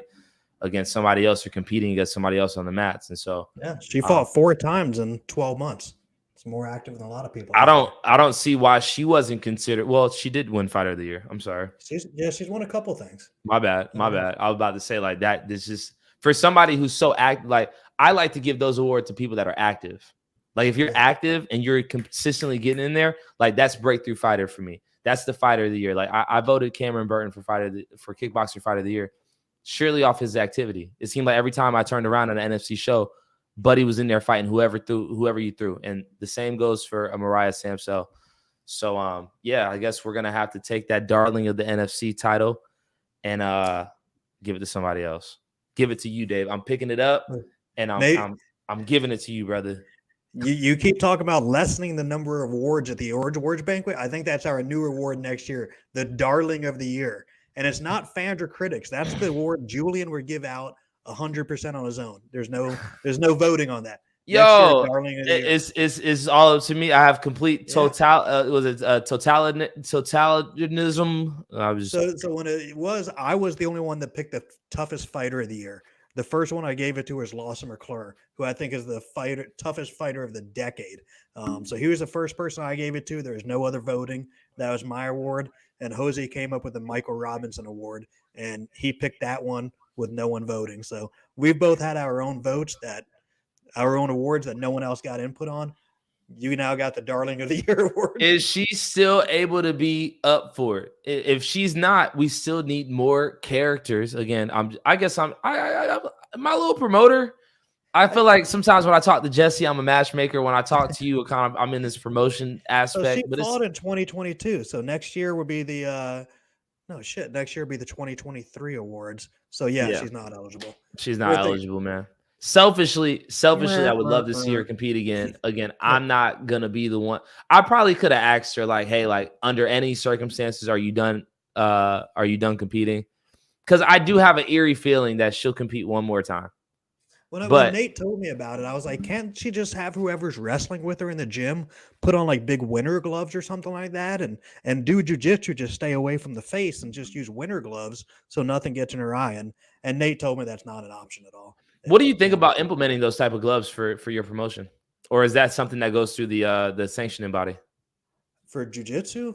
No, I'm just saying just for like MMA, because you have seen people complain about eye pokes, especially after things like, Muhammad, my man, what's my man's name? I'm forgetting him, versus Leon Edwards when he got poked in the eye. Bilal Muhammad, he got poked in the eye. People were calling for those new gloves. Could you ever see yourself like implementing that in the NFC? I think Bellator came out with some kind of gloves that were a little bit more curved years ago, or that might have even been Strikeforce. I don't remember. So all the fighters I have, if you ever look at my glove section that Sean Corning mans all the fight nights, we have new gloves and we have used gloves. 100% of the fighters want to use the used glove because they've been broken in and worn, compared to the new gloves that are still like put on a baseball glove for the first time when you buy it at Dick's Sporting Goods. You got to wear it in at a weeks of practice before you use it for a game. So 100% of the guys pick the used gloves, where in UFC and Bellator, you don't get a choice. You have to wear brand new gloves, and you're just hoping you're later in the fight night so you got time to wear those in compared to the guy's first fight of the night. But no, I don't see us alternate until, I said before, everything really has to start with the UFC and work its way down. When we talk about a new weight class at 165, I really don't see myself implementing that until the UFC implements it. And I don't even think I have the option to change the gloves like that because of the Georgia Athletic Commission. They wouldn't approve it. When it comes to like a weight class like 165, I just don't see the need for it in this promotion because I don't see a lot of people walking around in that weight. Like I don't see that weight class being too overpopulated. I feel like the biggest weight class is like between 145 and 125 when it comes to the NFC. It seems like when you get any higher than that, those fights are few and far between to come. Interested to see what kind of legislation comes out when it comes to getting that combat jiu-jitsu up on. Yeah, I'm interested to kind of see how that goes. You need to start attending athletic commission meetings. They're interesting. I'm gonna have to get you to attend the once a month. Continue to invite me. To invite me, man. I'm always looking for a story, and I'm always looking for. It's this Thursday. It's supposed to be at 1:30. It's only online this Thursday. They just moved it to 8:30 a.m. It's only via Zoom. So if you want, I'll send you a link. You can watch it from your own house. I want to go in person. I'm an All right. in-person guy. I want to go in person. Then I'm not sending you the Zoom. Well, send me the Zoom anyway. But I'm just telling you, just the way I operate. Like David, the first time we met, we talked on Facebook for a little bit, but we pulled up at your house. Yeah. I'm an in-person. I like to feel you. You know what I'm saying? Like, pause. Because I'm the darling. Did you see that guy? I'll send you the link. You can listen to it this Thursday, and then it'll prep you for future meetings. Absolutely. Did you see the NBA player that got fined like $40K for saying no homo? I saw it on my ESPN thing, but I didn't even click the article. It's very sticky out here, man. And so that's why I try to be very careful when we're on this broadcast every Monday to just make sure I'm watching my words. I thought today was a great show. We'll continue our feedback back and forth.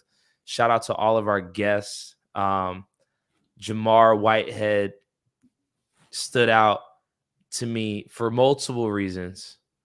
I hope that he gets a fight. I hope that somebody steps up and decides to call him out, similar to the way that Lewis did what he did. You know what I'm saying? It gives us something to talk about every Monday. Mariah broke her news. She's no longer competing. I thought Q was incredible.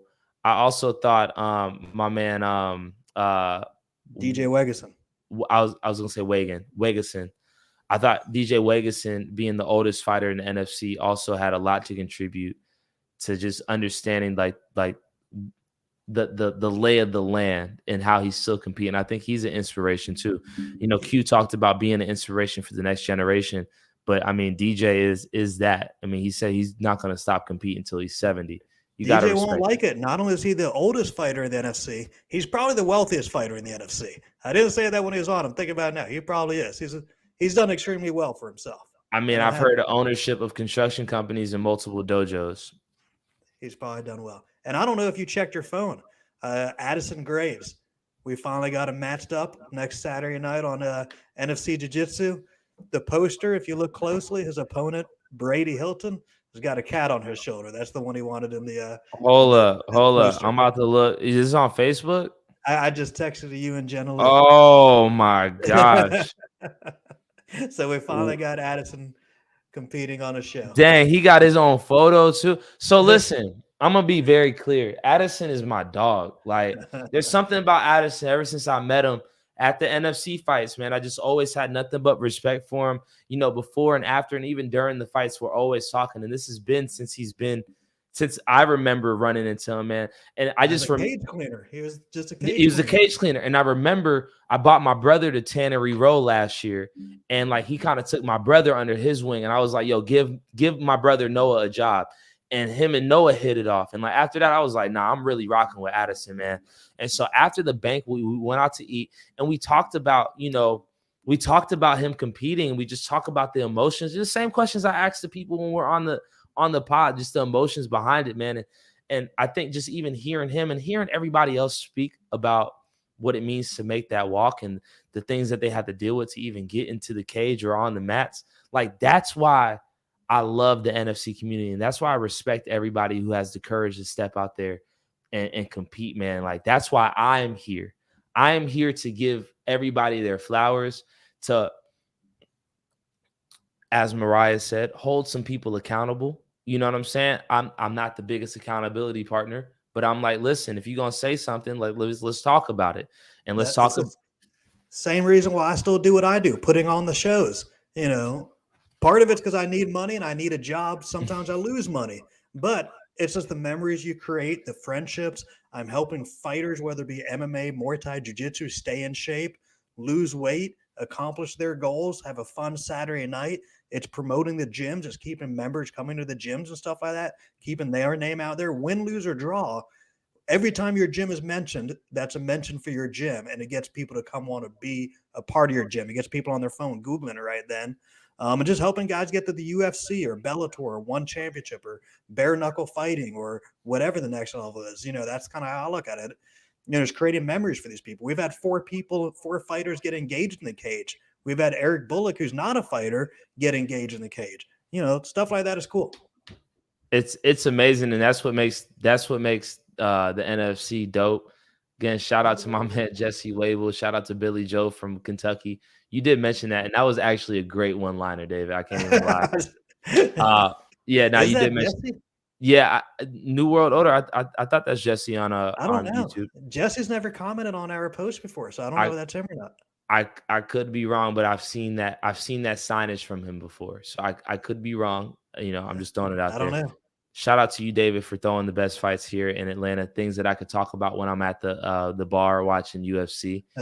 And look forward. And shout out to all of our guests that came on the show today just to share their thoughts and their feelings about not only the NFC but about what they do on a day-to-day basis.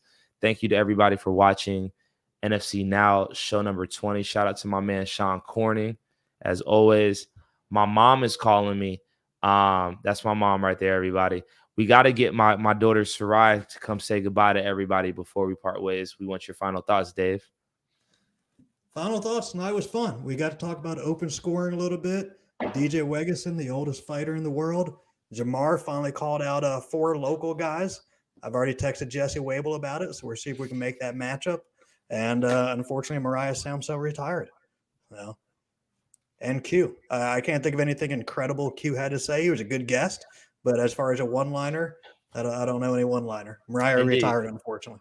Indeed. Well, I thought it was an amazing show. And to wrap this show up, we got to have the one and only Sarai Kaka Uran Virgin come over here, kiss the baby one time and say, whoa, what you got in your mouth, princess? Whoa, I don't want that. No, thank you.